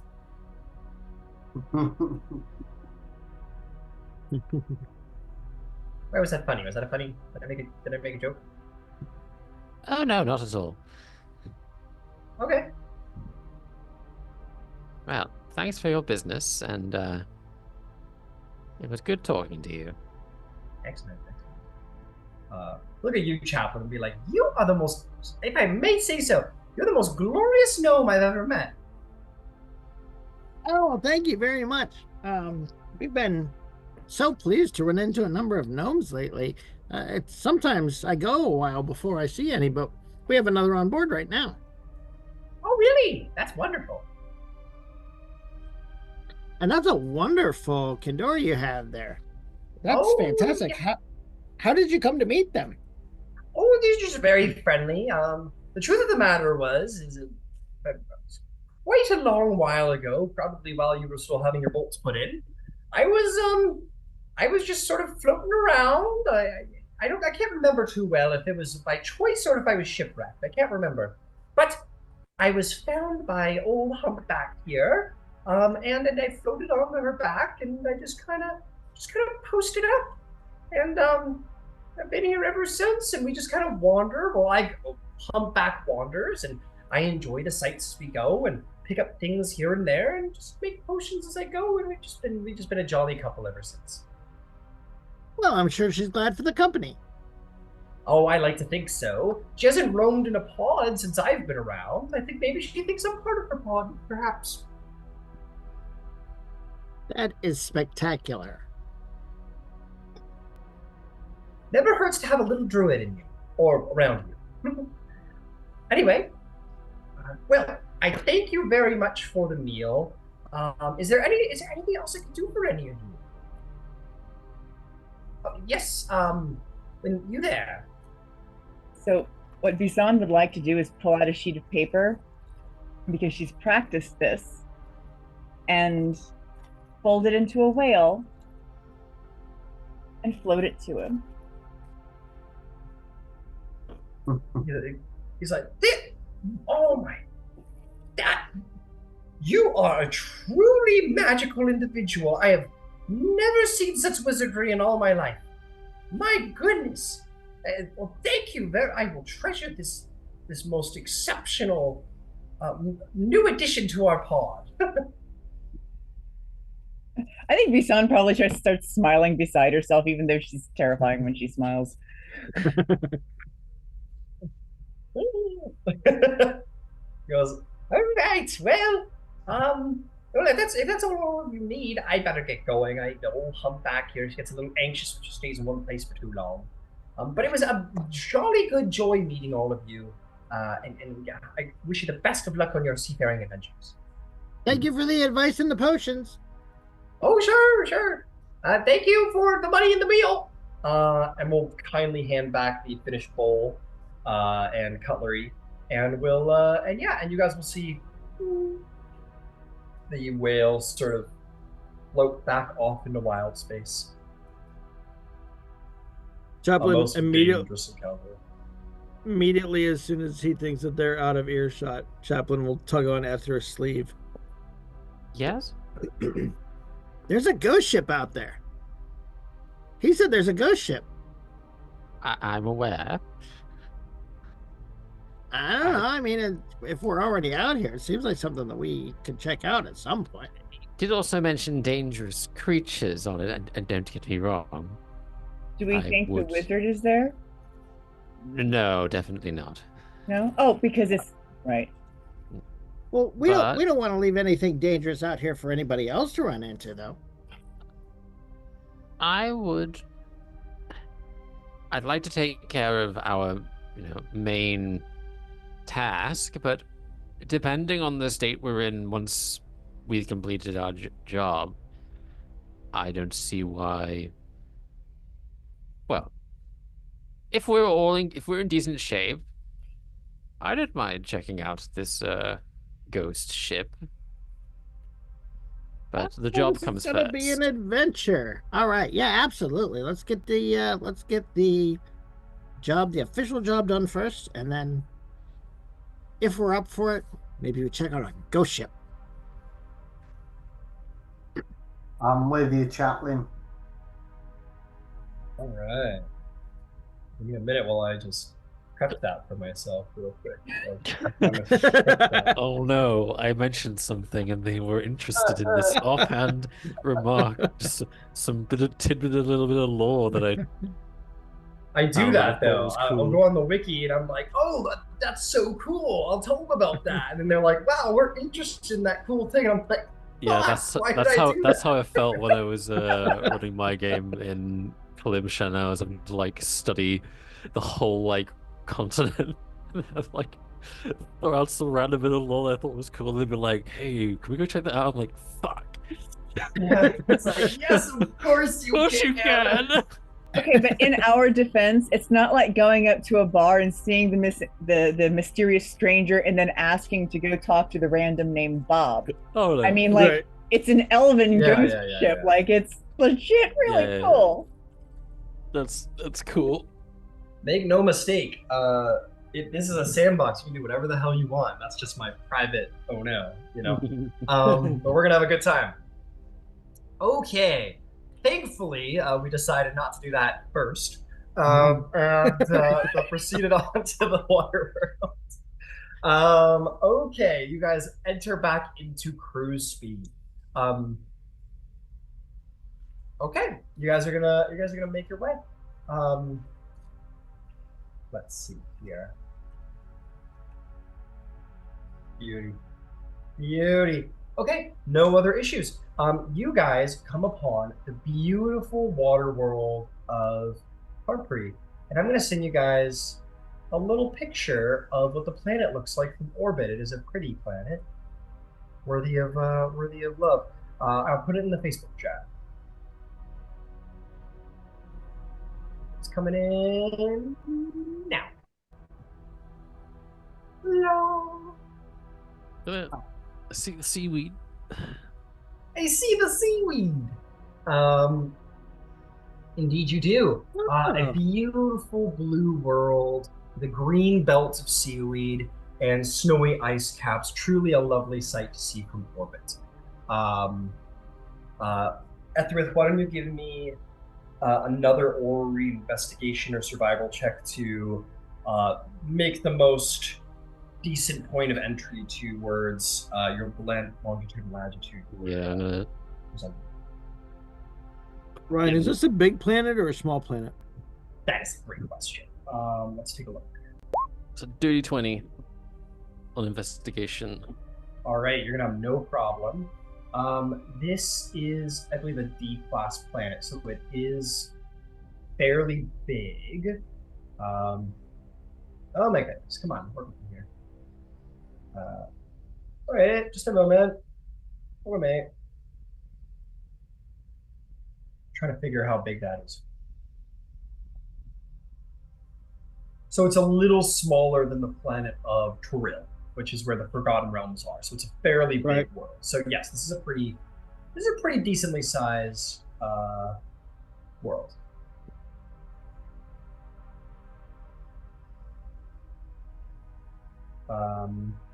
However, I will say, as you approach, it's fun to see the planet turns rather quickly.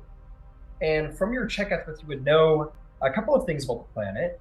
You would know that its days are only an hour and 12 minutes long. So It gets Jeez. so every half hour it goes from light to dark. So it spins That's pretty dang quick. insane. Yeah. Technically, that should mean gravity is pretty Oh fucking yeah, intense here. yeah. Technically, yeah. That should be the second you just like enter its atmosphere, you just crumple like. Well, that keeps Um, it from sloshing around. Yeah, that's right. That's right. But this is a size D planet, which means that it's from 1,000 miles to 4,000 miles in diameter. So it's a pretty big ship. It's pretty big. Cool. Yeah, you guys go on to it by the power of fantasy. They have rewrote how atmosphere works and gravity works, so don't worry about that. But you guys get on there and you settle into the atmosphere where you kind of have to go against the rotation to sort of catch up with it and then land because the world turns so quickly. But eventually you do. You fly in. Your Spelljammer focuses very hard, and eventually you guys land on the surface of the water. Don't want any screw ups. Use the hover dolly. You're right. We don't want any screw ups. It can be very dangerous. So, Oh, in the hood. well, look at that. You managed to land us on this ridiculously fast spinning planet without killing us. So, good first day. Well, you are paying me 3 gold a day. Now, let's get to let's see how the submersion goes. I have the rough location, but obviously getting any kind of precision on something that's spinning that quickly is a pain. It gets to be difficult. We just have to work together, why don't we? All right. Well, we better put the alert out for the crew to seal the outer and exterior hatches.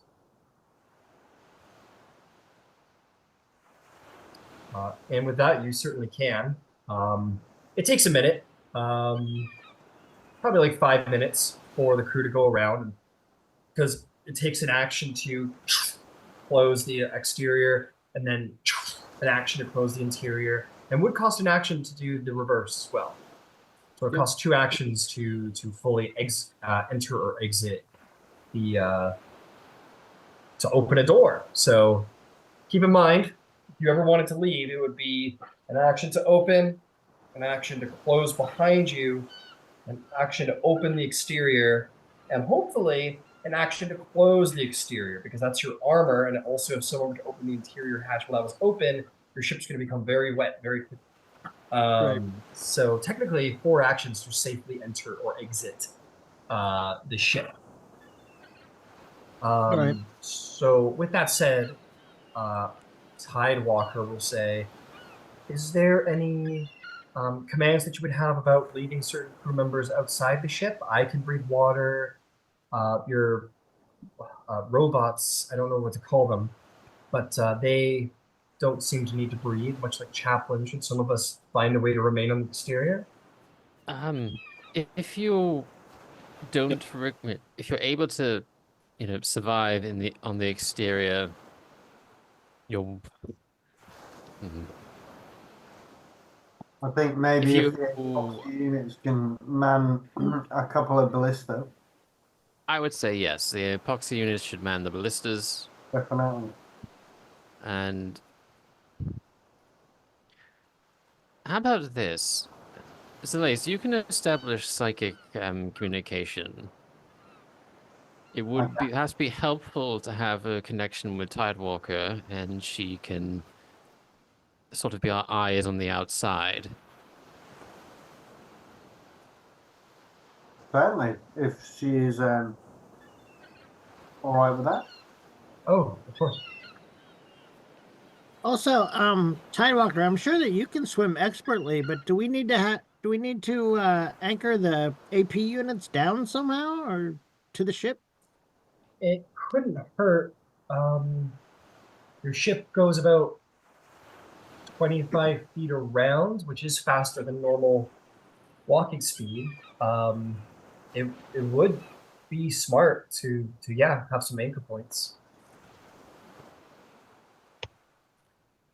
So I think I would get to work on that, trying to figure out how to fasten the AP units so that they could stay on the outside of the ship without being, uh, I guess, Yeah, swept off by the current or whatever. swept off by the current. Okay. I'm not even gonna make you roll for it. You've served on enough ships where you will establish like essentially what I'm putting up here. Um, ship type like tie off points and such, the exterior hull. And yeah, the Fox units will, um, as long as you guys have 6 lines of rope to use around here. Oh yeah. Or We and it should. depends too. You could also use like half of one for each, but then they would only have about 20 feet of mobility, which is enough to get to the not quite enough to get to the ballista. Certainly not the front one. I have a 50-foot length of rope in my inventory, so I can at You least can have give mine as well. 25 to 2 of them.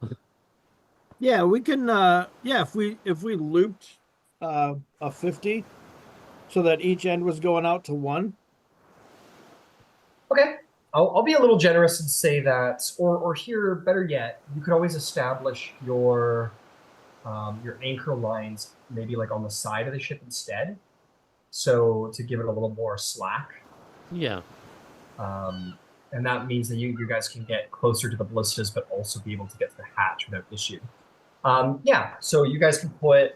I'd say you probably need 4 at that point. Okay, so 1 from each of you. Cool. So you guys are all you've all added your rope to the ship at this point. So you can take a note of that or just delete them from your inventory probably at the end of the day. Yeah, and all of the pox units will be tied off. Absolutely. And Tidewalker does say, I think I'll be fine. I can swim pretty quickly, and I can also just shelter myself in the alcove in front of the hatch, so I'll be able to. Is there a space for chaplain up above? You could certainly. You need to find a way to anchor yourself if you meant to. Yeah. Yeah. Yeah, would you want to be out front with Tidewalker? I was thinking of maybe having a little bit higher vantage point than the folks manning the ballistas. So, Okay. but looks like there's not a lot up there. Yeah, maybe in that area there. If I could kind of, yeah, the mangonel area. See how there's the stairs and a little indentation. Maybe if I could kind of secure myself in there, I can keep from dealing with too much current, right? Yeah, you can just to be clear, 25 feet is not very fast. So other than the initial submergence, that's not you're not moving at any speed that should be a great concern. Yeah, you can probably hold on to the bar, and keep yourself anchored there in that way. Okay, fantastic. Sweet. With that, after we'll say about an hour of chaplain working and establishing the anchors and everyone tying off and battering down the hatches and double checking, triple checking to make sure that everything is locked off before submergence. I want to just quickly say, as Ethereth, we'll make sure to submerge ourselves during the half hour of light we get. So this might take a few dives. I'll remind you, your ship does have some lights on it. Oh, does it? I think so. Let me go double check. If it does, no problem. But I realized we're feeling like 1 hour day night cycles, then we get 30 minutes of light, and we're going underwater, so maybe technically less. Okay, so my mistake. You guys technically don't have exterior lights. What? Oh no, I like this.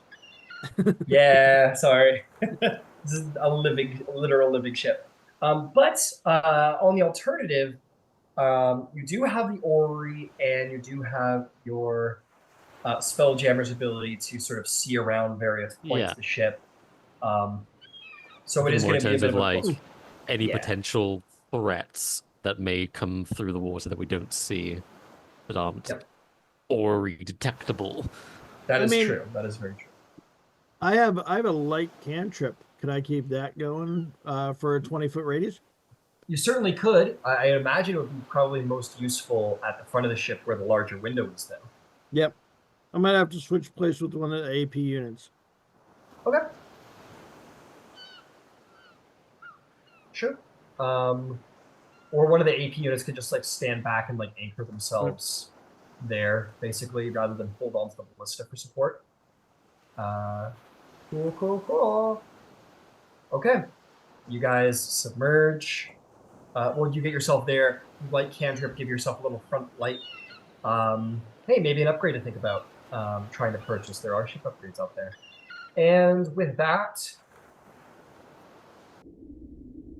submerge underwater. You wait for the moment the dawn very quickly crests the horizon, very much like you're like, oh shit, it's already up. Okay, go. And you guys start going under. Yeah, you make your way underwater. Okay, so I've spent a dining dice to use my whispers, so I've got it for 8 hours. I rolled for that. So that'll be Chaplin's outside. It'll be Chaplin. Oh God, you just said her name. Tidewalker. Tidewalker. And who wants the other one? So I can do another person as well. Etherith, just so that we've got it. Yeah, because you've got the Ori on you as well. Got it. Oh yeah. Okay, you guys go underwater. I'm probably gonna use the space thing so we still have that out floating around feel on the board.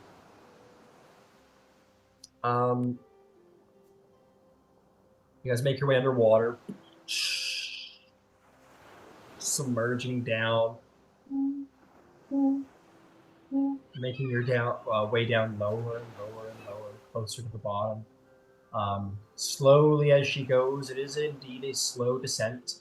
None one that is going to be a little too fast. Let's roll and see what sights you see. Oh my god, of course you do. As you guys are submerging, suddenly, very quickly across the front of the ship, you're gonna see about probably about a dozen of these like small whale shark-like creatures with long, almost pointed like bills. As they sort of make their way past the front of your ship pretty much immediately after you submerge. And you can swear you just hear in the back of your minds, let's go, this is weird, as they all sort of swim by. Anyone want to make a nature check? See what you just saw? Why not? Sure. That big fat. Yay. 22. 18. The 8 will fail, but the rest of you will know that that was some dolphins. You guys saw some dolphins fly by or swim by. And more exceptionally, my over 20 will note that they seem to have telepathic qualities. Zalace, were you singing in my head just now? Because I could have sworn. No, wasn't me. I had it too, so I assumed it was someone else. Maybe Tidewalker outside was having a wee married tune now that she's back home. Just as the dolphin went by, I could. That would be ridiculous. Singing dog. Telepathic dolphins is I mean, I've heard they're smart, I suppose, but telepathic? They do have really big brain cases.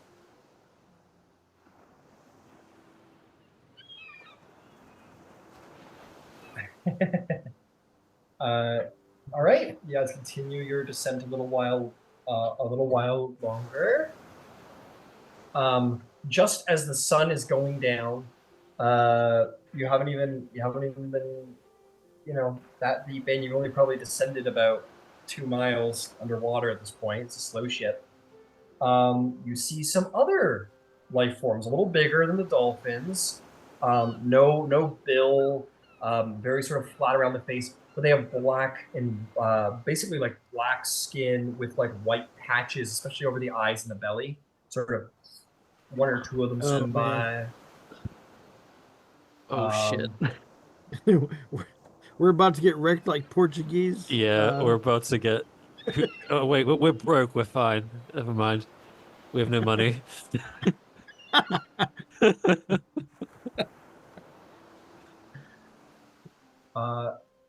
It is actually a point. I need to roll something. Good point, guys. See, now you just gave him ideas. Because he kept quiet with his by that. Well done. Indeed, these creatures, you guys, some of you guys probably have never seen these creatures before. You guys aren't very aquatic individuals. You're like, oh, that's cool.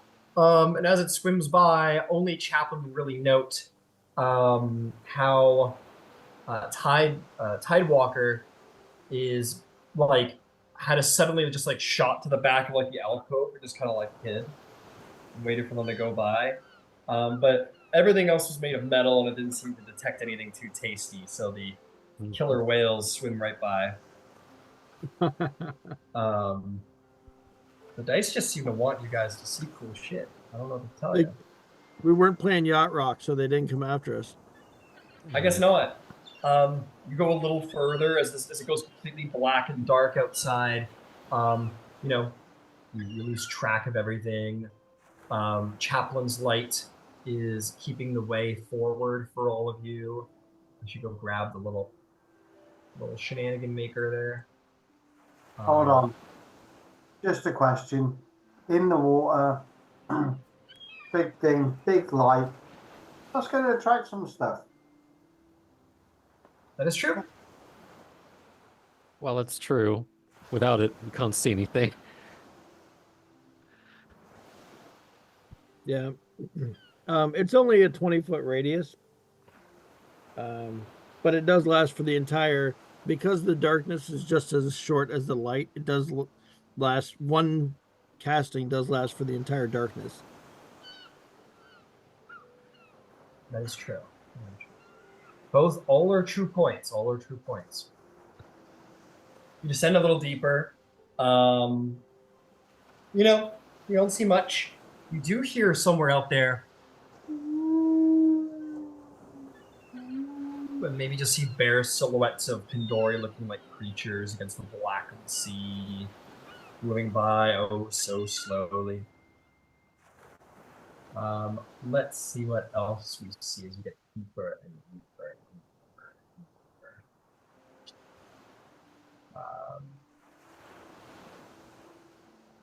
and deeper. The sun comes out again, goes down again, comes out again, goes down again. This is a big world. There's lots of miles to travel, and there's probably going to be a day of descent. Maybe not a full day, but certainly a bit of time is going to go by for the descent. As you leave the surface behind, it goes deep enough still that even the sunlight does not reach you, only but barely at the deepest depths. It might become a point where you guys just kind of wander around the ship a little bit, where it doesn't become such an active, like, fear or threat situation anymore, where you're like, okay, this is us for the next little bit. We're gonna dedicate a couple hours to our descent. This is probably probably a couple dozen miles, if not more, to descend. So is there anything anyone would like to do as you descend through the darkness? No, I think is it Are we so deep now that the light isn't shining through even during the daylight hours now? It's barely peeking out the back at this point when you get catches little glimpses of it, but you're getting to the point where it's starting to fade away. You guys have been descending for like, we'll say for like 2 or 3 hours now, and have left the daylight behind. Yeah, no, I do have some internal activities the next time that we're, traveling inside the ship. But for now, especially if it's going to stay mostly dark, I think I have to kind of hang out here and try to provide as much visibility as possible. So that'll be me. Okay. Does anybody else have anything they want to do during the descent? Crew to talk to, beers to have? Is anyone seasick? Is anyone having sort of a claustrophobia as you enter into the depths of the water? Ethrid's kind of very job focused, and essentially like he's posted up like at the is there like a window so you can see Tidewalker and Chaplain like out the front. Unfortunately not. They would be directly above. Ah, okay, never mind then. Yeah, so these are your windows, and they would be there. You can always like tap on the window, and they'd hear you and poke their head around. That's right. He just then said just looking out the window at literally just darkness, I guess. Occasional schools of fish flutter by the window. It's very interesting to see it all change very rapidly the deeper you descend. The fauna and flora changing very much so as you descend. Every once in a while, if I thought somebody might be at the window, like if somebody tapped or I could hear somebody below, I'd use the thaumaturgy to try and like create kind of a bump against the front window, just as kind of a startle scare. I use thaumaturgy to open all the windows. Yeah, so I mean, I'll stay on the bridge because I've got the link up as well. So I'd most probably just be sat cross-legged near the window, up against the side, just going. Yep. Okay. Everybody's watching, cautiously looking about. Everybody handling the underwater very fine. Let's see if we can't make this a more stressful situation. Yeah.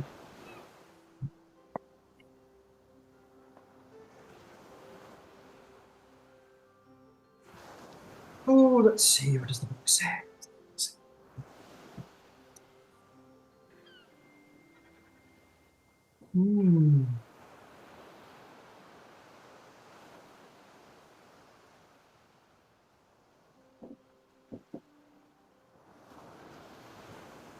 So for the next little while, you guys are going to descend pretty much without issue, to the point where tiredness is going to come over the crew.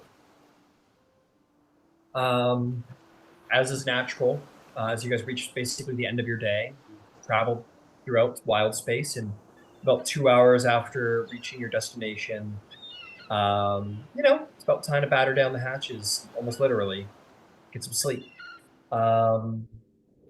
So we're gonna travel inside the ship and put everybody to bed. But it seems like our robots are gonna be outside.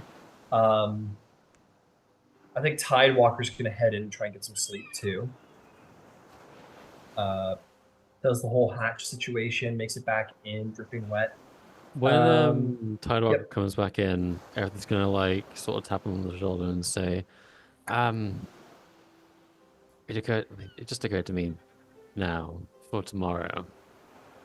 If there's an emergency, try and get to a window, and I'll be able to warp you on back into the ship without having to go through, the airlocks.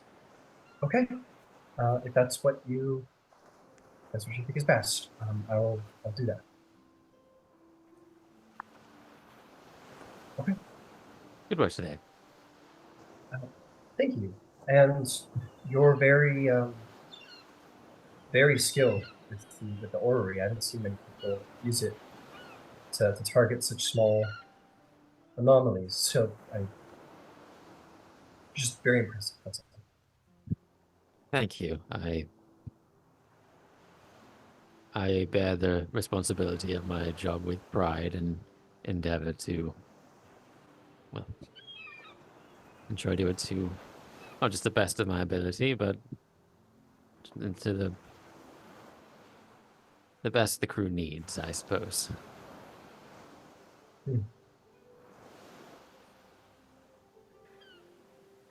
She just kind of smiles at you and says, "Well, I'm gonna get some sleep.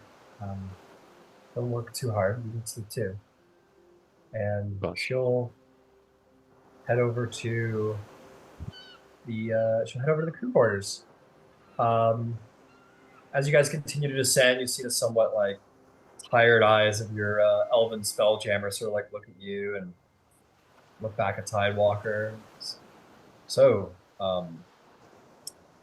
or anyone on the crew you think is particularly interesting?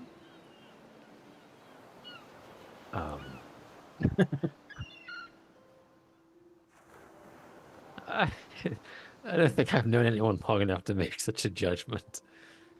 But I'll say I am impressed by your piloting skill.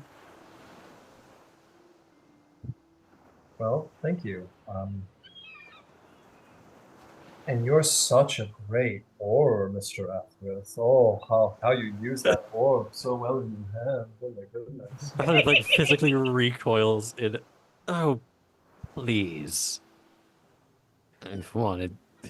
Oh, you can't That's tell me if- that you're not even a little bit interested. Look at her.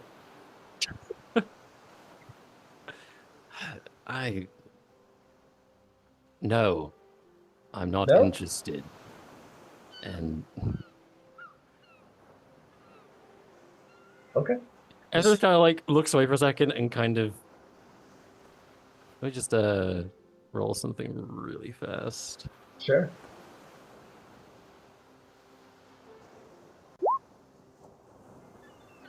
Edward kind of clearly has like a slightly pained expression. And even if I was, it's not really an option. You say so.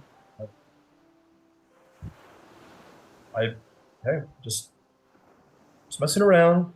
Don't get too Of upset. course. It's nothing really. It's Seems like something, but you tell yourself that.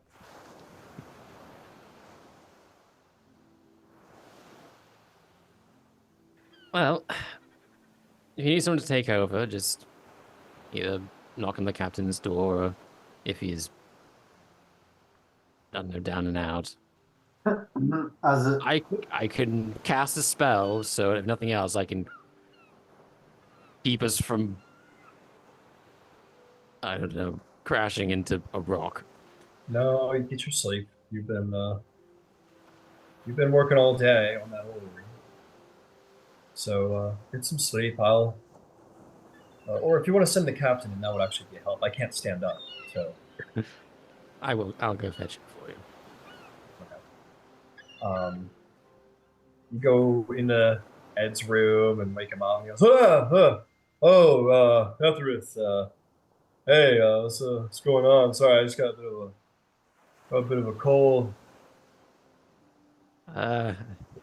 It's, well, our new Spelljammer's been working a long shift. You'll have to cover while everyone else sleeps. Oh yeah, no problem. Thanks for looking out after this. I'll go take care of that. He'll go wander over and replace the Spelljammer and give him a chance to go trance. You get some sleep yourself.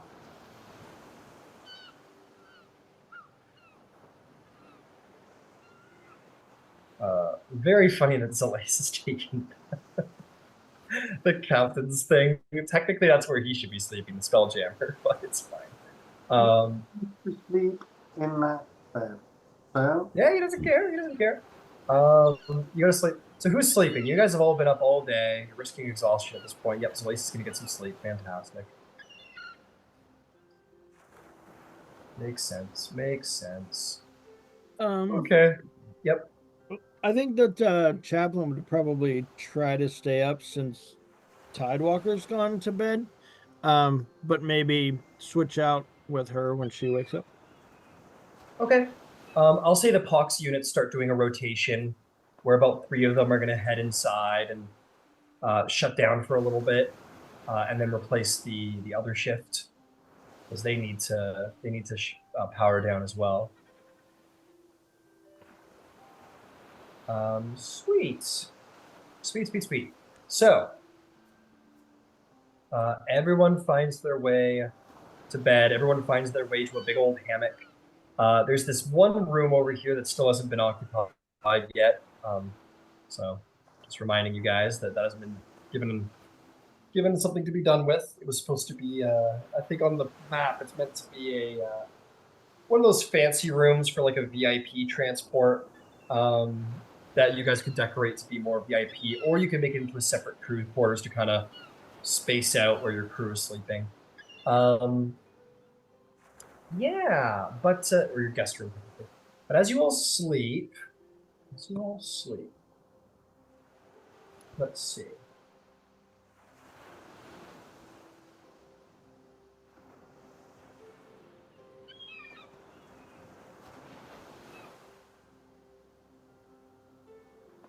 Just give me 1 minute.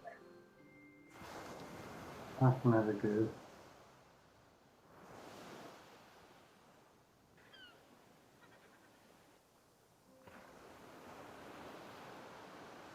Okay. Zalace.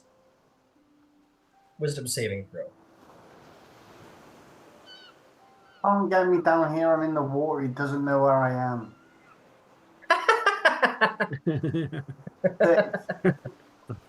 Six. 6. As you're sleeping, you have you start dreaming. You're on the Rock of Brawl, and you've just gotten off the ship, and you look down. You see the burrows. The burrows where all the halflings of the Rock of Brawl live under the careful and surprisingly good eye of the criminal Sandyfoot. Is on fire. You hear the screams of halflings running. You hear children screaming. You see some halflings like running out of their houses on fire and throwing themselves on the ground to try and put out the flames, but it's too late. You run in to try and save whoever you can. You see at one point a window crash open, and you see Sandyfoot fall out of it and land on the street right in front of you. And is fallen dead, and he's got 3 arrows in his chest. And you look down at your hands, and you see that you're holding the unloaded crossbow bolt that shot him. And all the other halflings turn around and look at you, and they go, "You killed Sandyfoot! You're no true halfling!" And you sort of like wake up in like oh no! As you realize what's going on, and have taken 26 psychic damage. And as you open up, you see the nightmare is not yet over. So as you awaken, you don't know if you're truly awake or not in this moment, as you see the simply most horrific figure you've ever seen. You see what looks like this gray head with masses, like small gray like lobes and masses all over it. It has tentacles coming off of its jaw and off of its head all around. And you see off of the tentacles that come off of the edge of its 3 mouths. There's one large serrated teeth mouth, another one on either side, this long tentacle that goes all the way around. And at the end of its tentacles are these long, thin, red strands that are like touching the side of your head as you look up. And see its massive, bulbous, pupilless yellow eyes, about 5 of them, 2 massive ones on either side, smaller than one center where its nose should be. Truly a horrific being of nightmare looks down on you, and you feel your nightmares flow into it and make it stronger. I need you to roll initiative. Holy shit. Yeah, what the fuck? Take over half my. I'm like listening to the and then description, like it just gets worse. 27.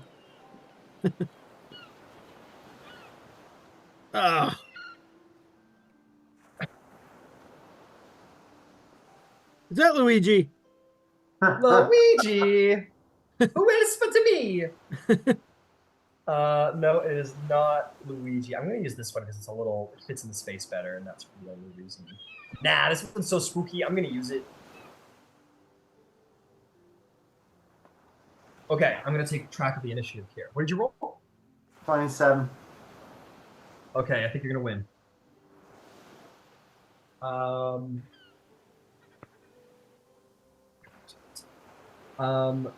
As you awaken and see this horrific visage before you, what do you do? I think my first thing would be reduce the psychic bleed and stab him. Go for it. I'll post a picture of what this dude looks like.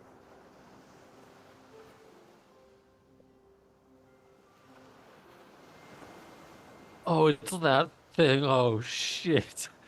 Oh, no. 19 to hit. 19 will hit. Roll me some damage as you stand up on your bed and attack.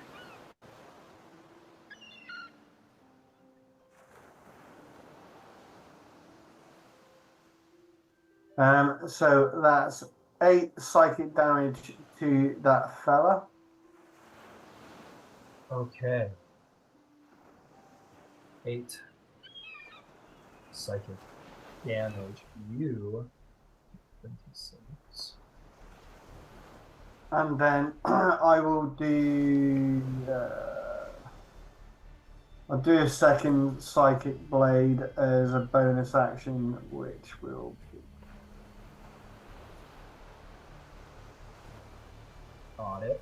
I'm going to hit 12. 12 will not hit this time. You do miss. Okay. Is there anything else you would do? I would try and shout out as best I can for help. Help! Okay. Understood. How long does your psychic? How long? That would have been done. You I guys was going to say that was only 8 hours. The whispers that I had it. Oh, then it would still be lasting. Even if he went to sleep? I think so. It still establishes. So you would have set it up before submerging, and you submerged for 2 hours. So yeah, that's still going. So we'll say you kind of scream through the psychic whispers. Who was in the link? That was Tidewalker and Ethelred, right? And Chaplain. And Chaplain. So Chaplain, outside, you suddenly hear Zalace's psychic scream inside of your head, and as do you, Ethelred, as you sort of like wake up from your sleep in the middle of your dream. And so does Tidewalker. Tidewalker fully falls out of her hammock in surprise and like on the floor.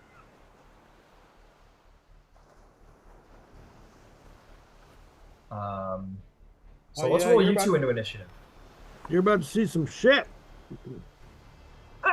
What the is that?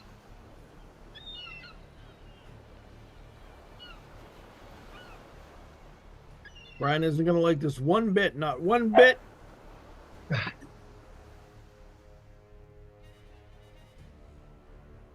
I'm just quickly choosing a stat block for our level, right?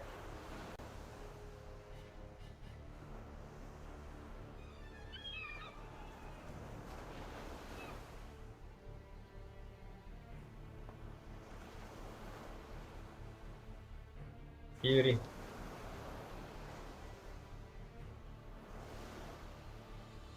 No, actually, it sucks. Hang on. Okay, she's gonna roll. Or what did you get there, Ethrith? Let's start with you. You did 16. 16. What did you get there, Chaplain? Oh, I forgot already. Hold on. I think it was 19. Yeah, I think it was 19. Okay, 19.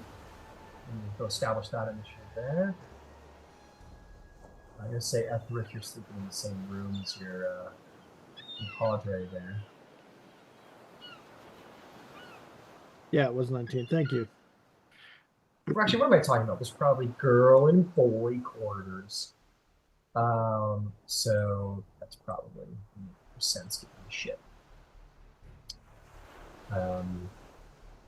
Okay, and then you outside chaplain. Ding. All right, let me just put you all in order here. So we've got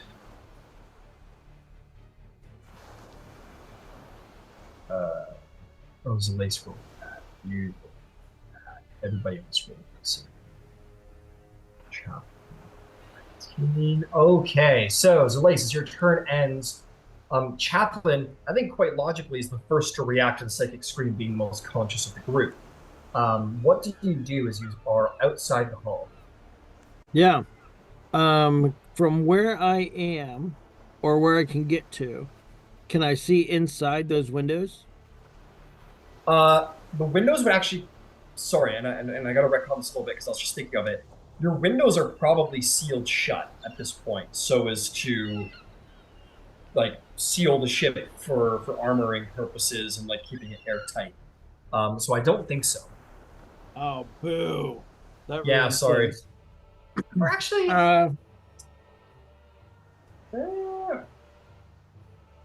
would say that they're probably double, they're probably sealed. So I would say they at least have an interior hatch sealed into them. All right, give me a second. Then I gotta look one thing up. Yeah, sorry guys. No, that's all right. Well, let's see if I can try and get around line of sight real quick. Let me see. I mean, don't forget I am in the captain's quarters, and that most probably does Okay. have a portal. In that case, I'm going to dimension door because I know what the inside of the ship looks like, right? Yes, you So do. I'm going to dimension door to a place that I can visualize or that I can describe by stating distance and direction. Okay, you want to go outside Zalace's room? Yeah, I guess that would make the most sense, right? I know which room Zalace is in, I assume, yeah? Oh yeah, yep, I Everybody imagine knows so. what room I'm in. I imagine there's been a little bit of like a halfling strut down the Yeah. hall, let himself now a little bit.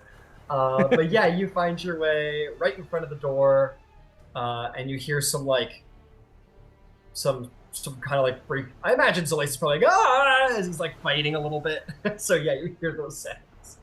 Okay, and then I would try to, I guess, if I can use what I have left, that would have been my action. If I can use what I have left to try and open that door. Yeah, would you have locked your door, Zalace, when you're asleep at night? I wouldn't have thought so.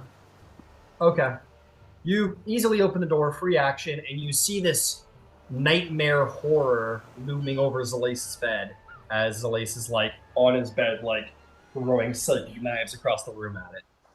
All right, so I've got that thing, and a bonus action and some movement, right? So let's go ahead. I'm gonna go ahead and channel divinity then, and Great chaplain number 2. invoke duplicity. All right, is it going right in front of him? That guy? Yeah, I think right in front of him. Yep, right. Like yeah, right. Yep. All right. And Okay. then that is going to be. I'm going to stay here because I'm gonna try and maintain line of sight. So that will be the end of my turn. Okay, Etherith in the boys' room. What do you do? The boys' room. I guess. Just seeing if there's anything that'll make me go faster, but I'm not seeing it. Therefore, I'm just gonna run towards Zalace's room. All right, half movement to stand up, charge out of the room. 10 feet, 15 feet. You want to dash? Yeah, I'll dash since I mean, I can't quite see how far it is at the moment, so 20, 25, 30 feet gets you in the hallway where you see Chaplain sort of emerge with magic and sort of like look in the room. just checking if there's. I do have that.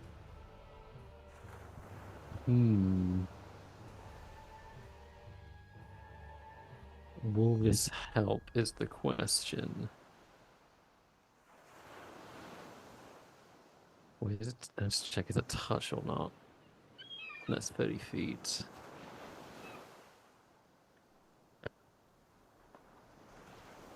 I will hang on to that. Yeah.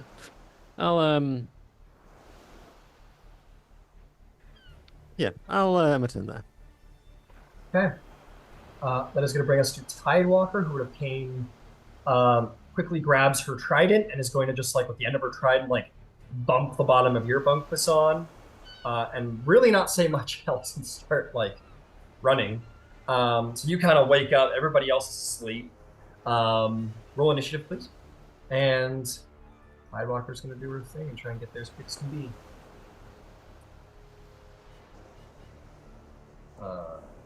Gonna do a similar thing to you, Etherith, right on your coattails. She'll actually have gotten a little ahead of you, which makes sense. Her room's closer. And with a dash, that's all she's going to be capable of. What'd you get there, Basan? Oh, that's a 9. A 9. Yep. But hey, no, it's good news because that means that you get to go next because you'll be right between the creature and yourself. So go ahead, Basan. You get out of your bunk for half your speed. What next? Quickly grab a weapon, I imagine. I'm gonna grab my shield and my sunblade and go towards the screaming at full speed. Okay. 30 feet will get you right there. Well, it's 15 feet because you're whatever. It is an action to equip the shield, as a note. So you could use your action to do something else, or you can use it to your shield. Is that a 24 change? Nope, that's always existed. Okay. So in combat, I usually allow the like first surprise round to be like, shing, like that's kind of how I've always run it. But in the case of like a surprise round where you're not ready to do everything, or if you enter the combat midway, that you haven't had that time to get ready for battle. Okay, she's not going to grab a shield then. She's just going to grab her lightsaber. Sunsword. Sorry. Sorry. The lightsaber. No, you're good. Okay, you grab your thing and fumble, kind of make your way out. You still have an action left. You want to do something with your action? Dash? Sure. You can get to here, but that's going to be all you got, unfortunately, with a bit of a traffic jam in the hallway that's grown. Yeah, I'll acrobatics my way around it next round. Okay, fair enough. We'll get you right up behind if that's. But what she might do is tell Ethereth, like, move. Get out of the fucking way. All right, that brings us to whatever this fucking thing is. As like all of you just suddenly appear out of fucking nowhere, it goes vanishes. What? Nobody likes. You do anything, Zalace? Yeah, I will use my psychic abilities if I can, because it was tapped into me. Surely I'm going to have some connection with it, or is that broken? I'll allow it. Your abilities are we've had some flack with the song's abilities, and yours are very telepathic, very sensory based. Why don't you make me use intelligence as your modifier? Make me an intelligence-based perception check. Yeah, are you proficient with perception? Yes, very much so. Okay, roll me any intelligence skill that you're proficient, and that'll be the same bonus. So maybe investigation. Investigation. Yeah, Yes. not expertise, but just regular. No, I've got proficiency in investigate. Hell yeah, go for it. Natural 20 for 26. 26. As it vanishes, you use the power of your mind's connection to essentially like, oh, this is actually really cool. as you feel all of these telepathic connections that you're linked to appear, you basically like try and find where it is because it was connected to your mind. So you basically go into the mind, not the conscious, subconscious mind, but you go into the mind of Chaplain, Etherith, and Tidewalker and use your connection with them to essentially triangulate the area, try and find that psychic connection through all of them. And as you sort of like broaden down the scope, you realize the creature is in fact right in front of you. It's just invisible. Okay, I will. Right, I will then attack with my rapier.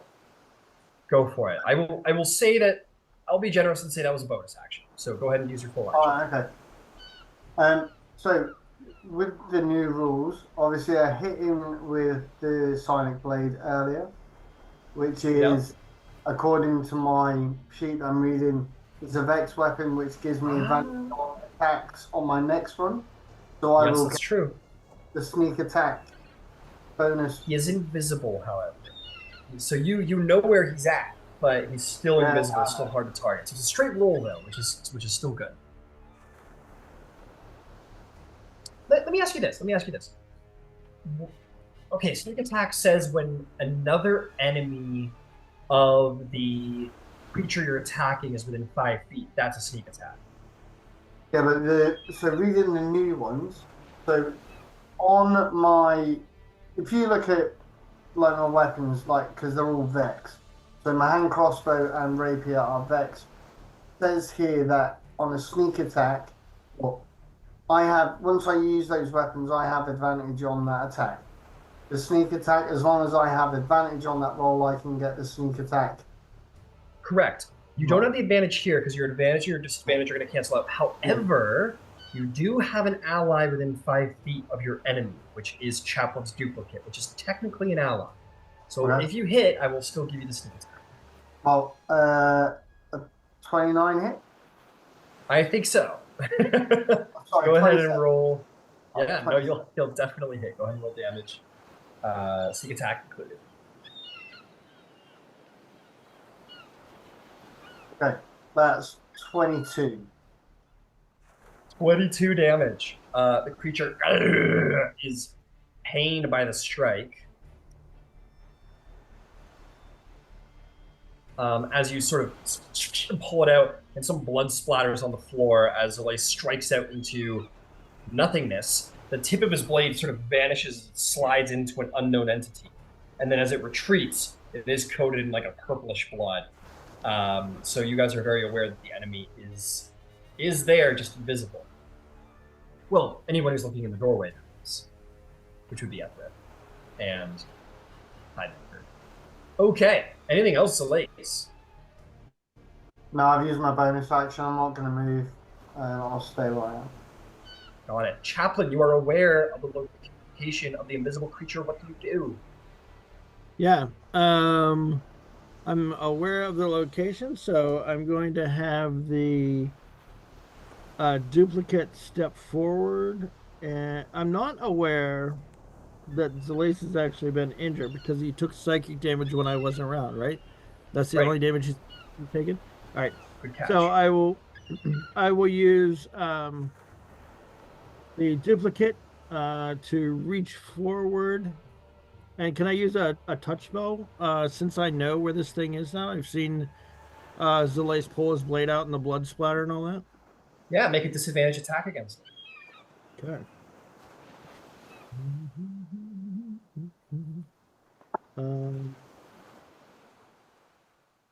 Let's see.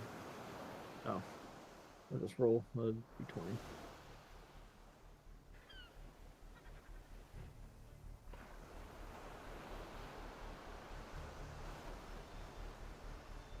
Oh, that's not good. The disadvantage attack is going to be a 11. 11 does not hit. He like reaches out to try and grab whoever it is, and it's not there to grab. Okay.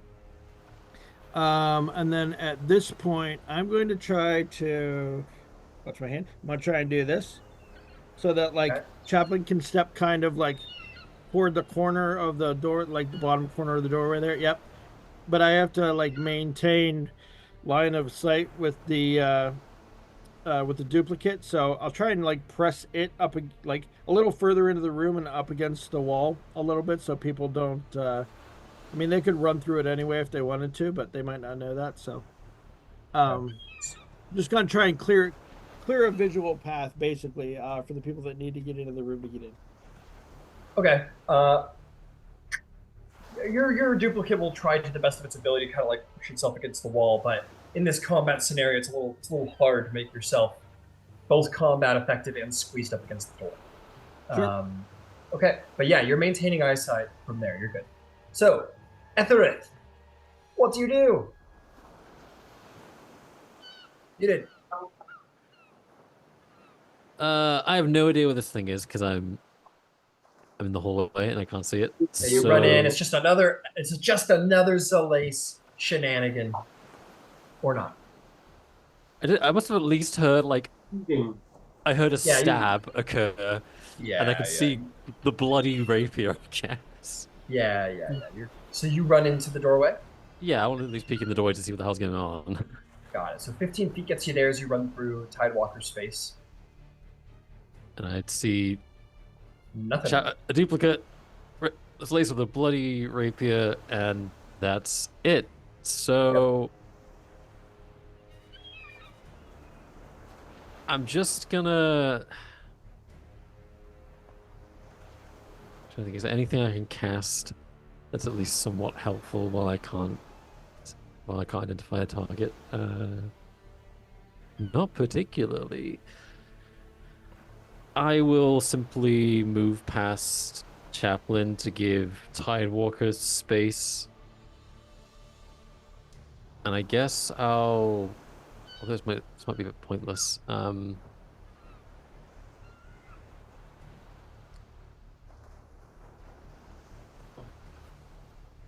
ready an action to use the row of stars. Okay, Missiles, if it appears, that's what I want to. That's what I'll cast. Okay, fair enough. Absolutely. That will indeed bring us to Tidewalker, who is going to.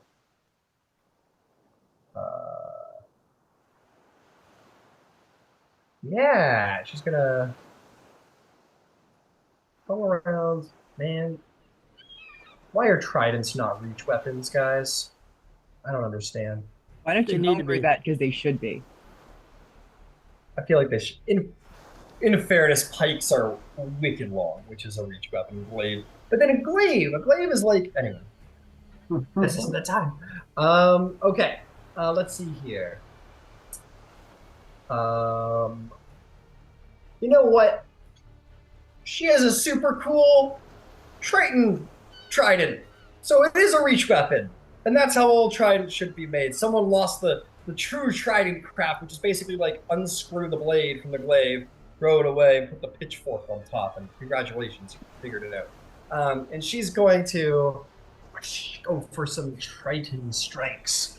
The Triton is going to trident adversary at disadvantage because it is invisible. First attack misses. Surprise. And the second attack misses too. She's just like sort of like just like stabbing into the air to no avail. And it looks a little like it's like looking at you, kind of shrugging. She doesn't know what she's aiming at. Because I'm trying to be a friend. And she, yeah, and she'll then realize that there's two chaplains. I think she just kind of saw. She's like, wait, what's going on? And she just like has a moment of like complete, like I've lost track of what's going on. And that will be Basan's turn. She just kind of starts trying to. She just kind of literally stops to try and figure out what the hell's going on. Bisan will yell "Duck" before she literally jumps, like parkours right over Miss Thing, Tidewalker. Miss Thing, go ahead and make me an acrobatics or athletics check. React that. More acrobatics. This is going to be This is gonna be it's gonna be much more acrobatics. All right. That works. That should work. My acrobatics is +8, so it's a 23. 23. I was gonna say you're gonna have to roll pretty well trying to come around a corner to an unknown situation, immediately assess the jump, do it, and also not hit the invisible thing that you're not sure is there.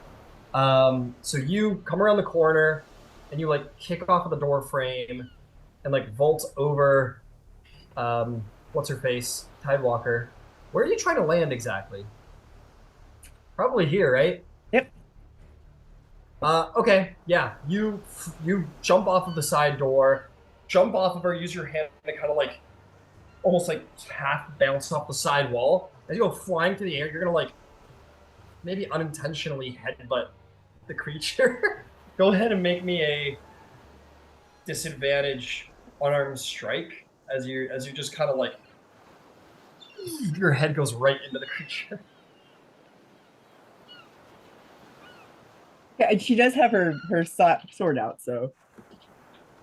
Yeah.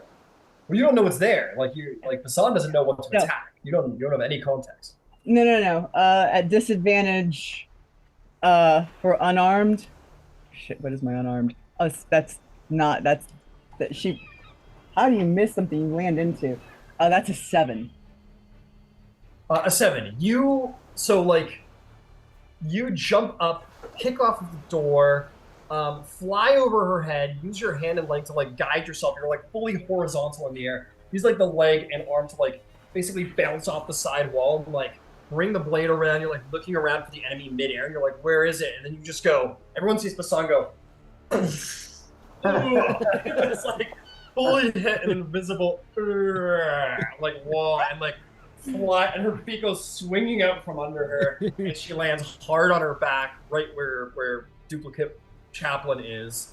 It gets the wind knocked out of her. It's like, and but you quickly recover from your high acrobatics. But I will say that you just didn't know what you were going into. There's a giant barrier thing, so you're prone where Chaplain is. Since she was falling and she had her sword out, can she swing while she's? I mean, she had it out. I mean, obviously it's disadvantage, but I don't think so. I'm sorry. That's too much. That's too much. I'm afraid for what you're dealing with. But as you like hit the ground, I'll say that you do land in a way that doesn't knock the wind totally out of you. I'll take that part back, so that you're not like sitting there going. You like kind of hit it with your shoulder, and you're able to recover pretty quick. So if you have enough speed to stand up and take your attacks if you want. Done. All right, you stand up. And you're like, okay, there's something there, and you take 2 swings. Disadvantage.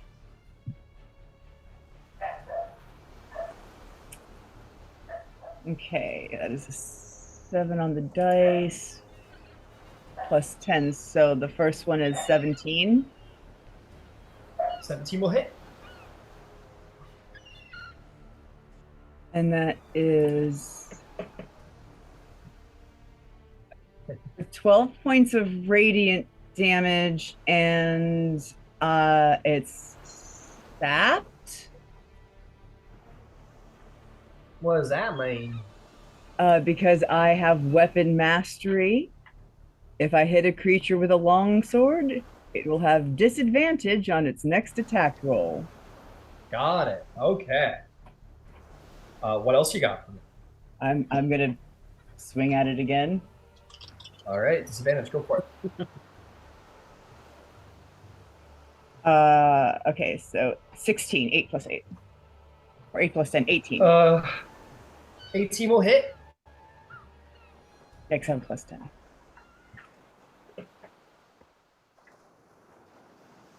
For 14 points. And this one I would like to psionic strike add extra to. Okay, tell me what the extra psychic damage is. 6 extra psychic damage. 6 extra psychic damage. Okay, got it. You Not awesome. power that strike and manage to get a good blow in on it. Is there anything else? Nope. I'm just gonna hold my ground now. Hold your ground. Got it. Okay, that'll bring us to the creature's turn in question. As it's getting hit, it's sort of is like sort of fearfully growling in the corner. It's going to make a tentacle attack against you, Zalace, and it's going to do so as a straight roll because while it's invisible, it was sapped. That is going to be a modified 20 to hit. Mm-hmm. Yes. You, my friend, as it wraps around you, that red tendril is going to... You can't see it, but it wraps around you and kind of like... sort of gives you flashes again of that nightmare, and you're going to take 13 psychic damage. You are also... yeah. Sorry, what is it? Yeah, uncanny dodge, so... Yep. So 6 damage, no problem.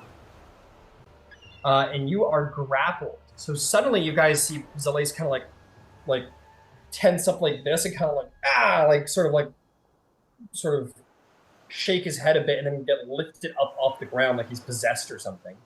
But Zalace, we'll say your uncanny dodge is your like innate psychic defenses because you're a more psionic individual and you kind of find the ability to protect yourself. And as you lift off of the ground, your feet sort of dangle out from under you. It's going to try and take a big bite at you. That is going to be a 25 to hit. Yeah. We're going to take only 4 points of piercing damage, but I'll need a wisdom saving.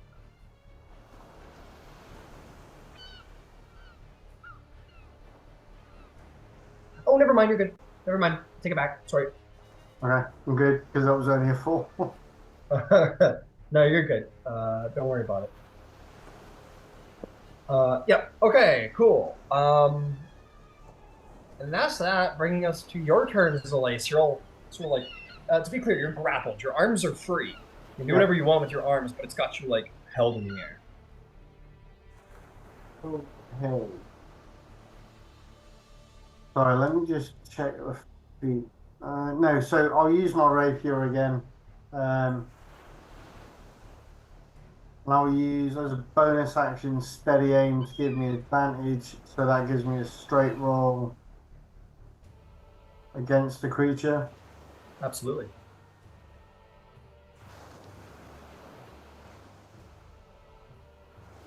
$20 to hit. That'll hit. Roll me some damage.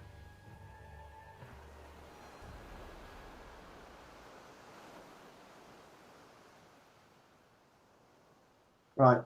That's 22. Because I've got advantage. I've got sneak attack on that with an ally within 5 feet. So, Certainly do. I have a question. Yep. With this new sneak attack, I can use one of my dice to be able to use a feat with a sneak attack. So I can either poison it, trip it, or I can withdraw without provoking an attack of opportunity. Okay. Which would you like to do? I'd like to poison it. Okay. When you deal sneak attack damage, that one affect each die. Okay. Why does it say it takes one action to do so? That's stupid. Do you have a poisoner's kit on your person?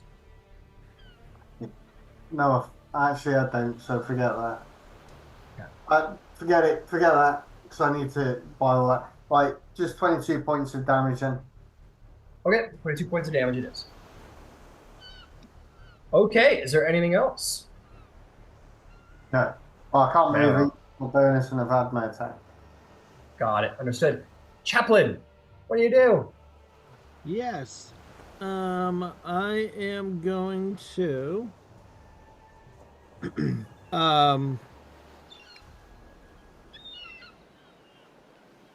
I did see Zalace take damage that time. So I'm going to have the duplicate reach over and cure wounds. Zalace. Okay.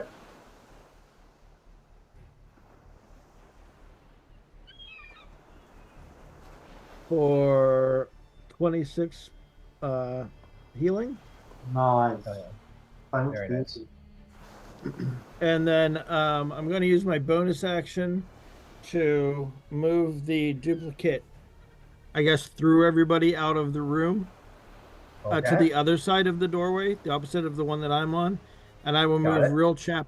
real chaplain into like direct line of sight of the doorway. Yeah. Understood. Well, actually, I'm not sure if Ethereth is going to want to get in or not. Can I move both duplicate chaplain and real chaplain like 5 feet south from where we are? Yep. There we Okay, no go. problem. Sweet. Um, All right. and that'll be my turn. Very good. And that will indeed bring us to True Ethereth. You want to run in and do something? All right. I mean, I still didn't see anything, so I still can't attack it. But what I can do is assume that they're killing something, and I'm gonna cast haste on Basan. Hey, very nice. Okay. So Basan, you have +2 to your AC, you have advantage on dexterity saving throws, and you gain an additional action each turn that can only be used to take an attack, dash, disengage, hide, or utilize. Have fun with that. You get to attack again. Thank you. Yeah. That's for 1 minute. Haste is an excellent spell. And I will then just duck back around the corner and just kind of like you can like, what the hell are they fighting? Okay. Beautiful. Let's move on to Tidewalker's turn.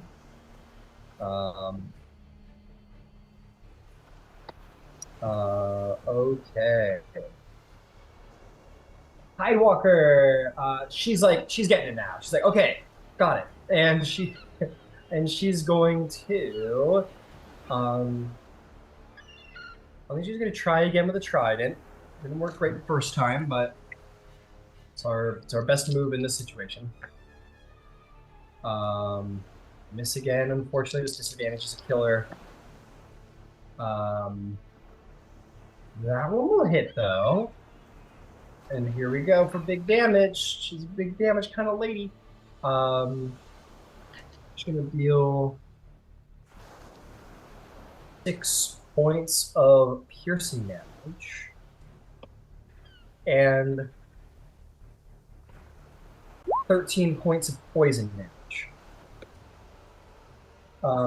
It is very hurt. There is blood dripping onto the ground beneath. I think Tidewalker is just going to back off out of the doorway and give everybody the space they need to do what they need to do. And that's going to bring us to Basan's very speedy turn.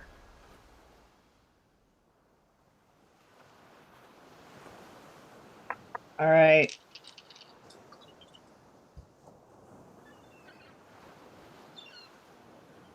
All right, so that's 9 plus a 10 is 19.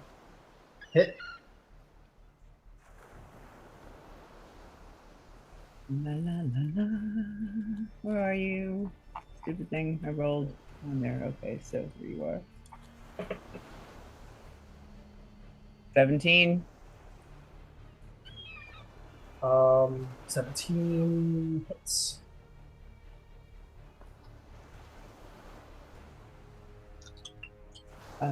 It's going to get sapped repeatedly, but its next attack will be at disadvantage. Got it. Okay, so a 12 plus a 10 is a 22. 22 will hit. These are all at disadvantage, right? Yes. So I have a plus Okay. 10 to hit. So a lot of those were 7 and an 8, but when you add 10, it's faking. Yep, no problem. Cool. Just checking. So yeah, that was a 12 at disadvantage. I had a 12 and an 18 on the dice. Got it. Go ahead and roll all your damage. Damage here is 16. Okay. And if I haven't heard a thump yet, I'll roll one more at disadvantage. 13, you said? Hold on. No. Wow, that's crazy. I rolled 2 16s, so that's a 26.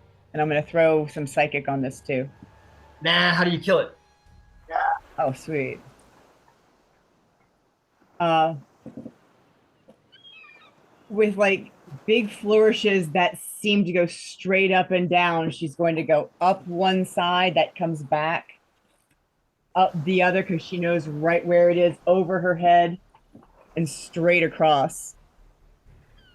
And after it looks real cool for a second, falls on her ass because haste is over.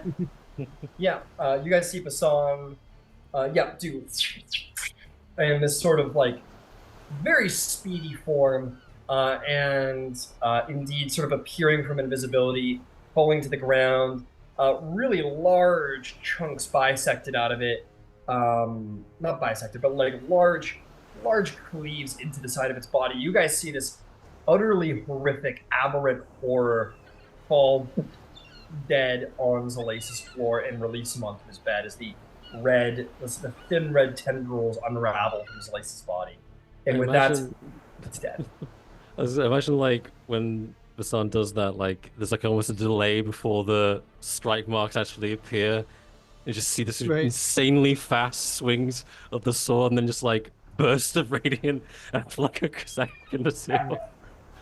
Yeah, moving a little quicker than the actual radiance itself. Absolutely. But yeah, that's where we'll end our session today, folks, with the death of this little stowaway you guys picked up at some point. Damn it. You saw this one.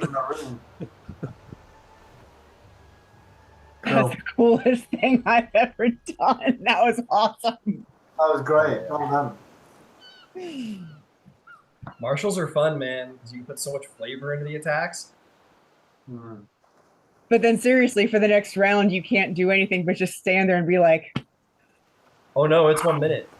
It's a minute. Yeah, it's a minute long. You get a long time to a full minute, you're just like, okay. zoom. No, for a full minute you have haste. Oh. Yeah, it's 1 minute And then concentration. if the concentration ends or that minute is up, then you have the lethargy. Yeah. Okay. Even the lethargy is just what is literally just to your next turn. So yeah, you just get a turn of like, oof, and then you're good. That's so cool. Oh my god, that was cool. Thank you, friend. Thanks for the trauma. You're welcome. Oh, listen, aberrations, y'all. There. No, as soon as you started saying, I could see the fire, I was like, you fuck you. Just delved into my backstory a little bit there again.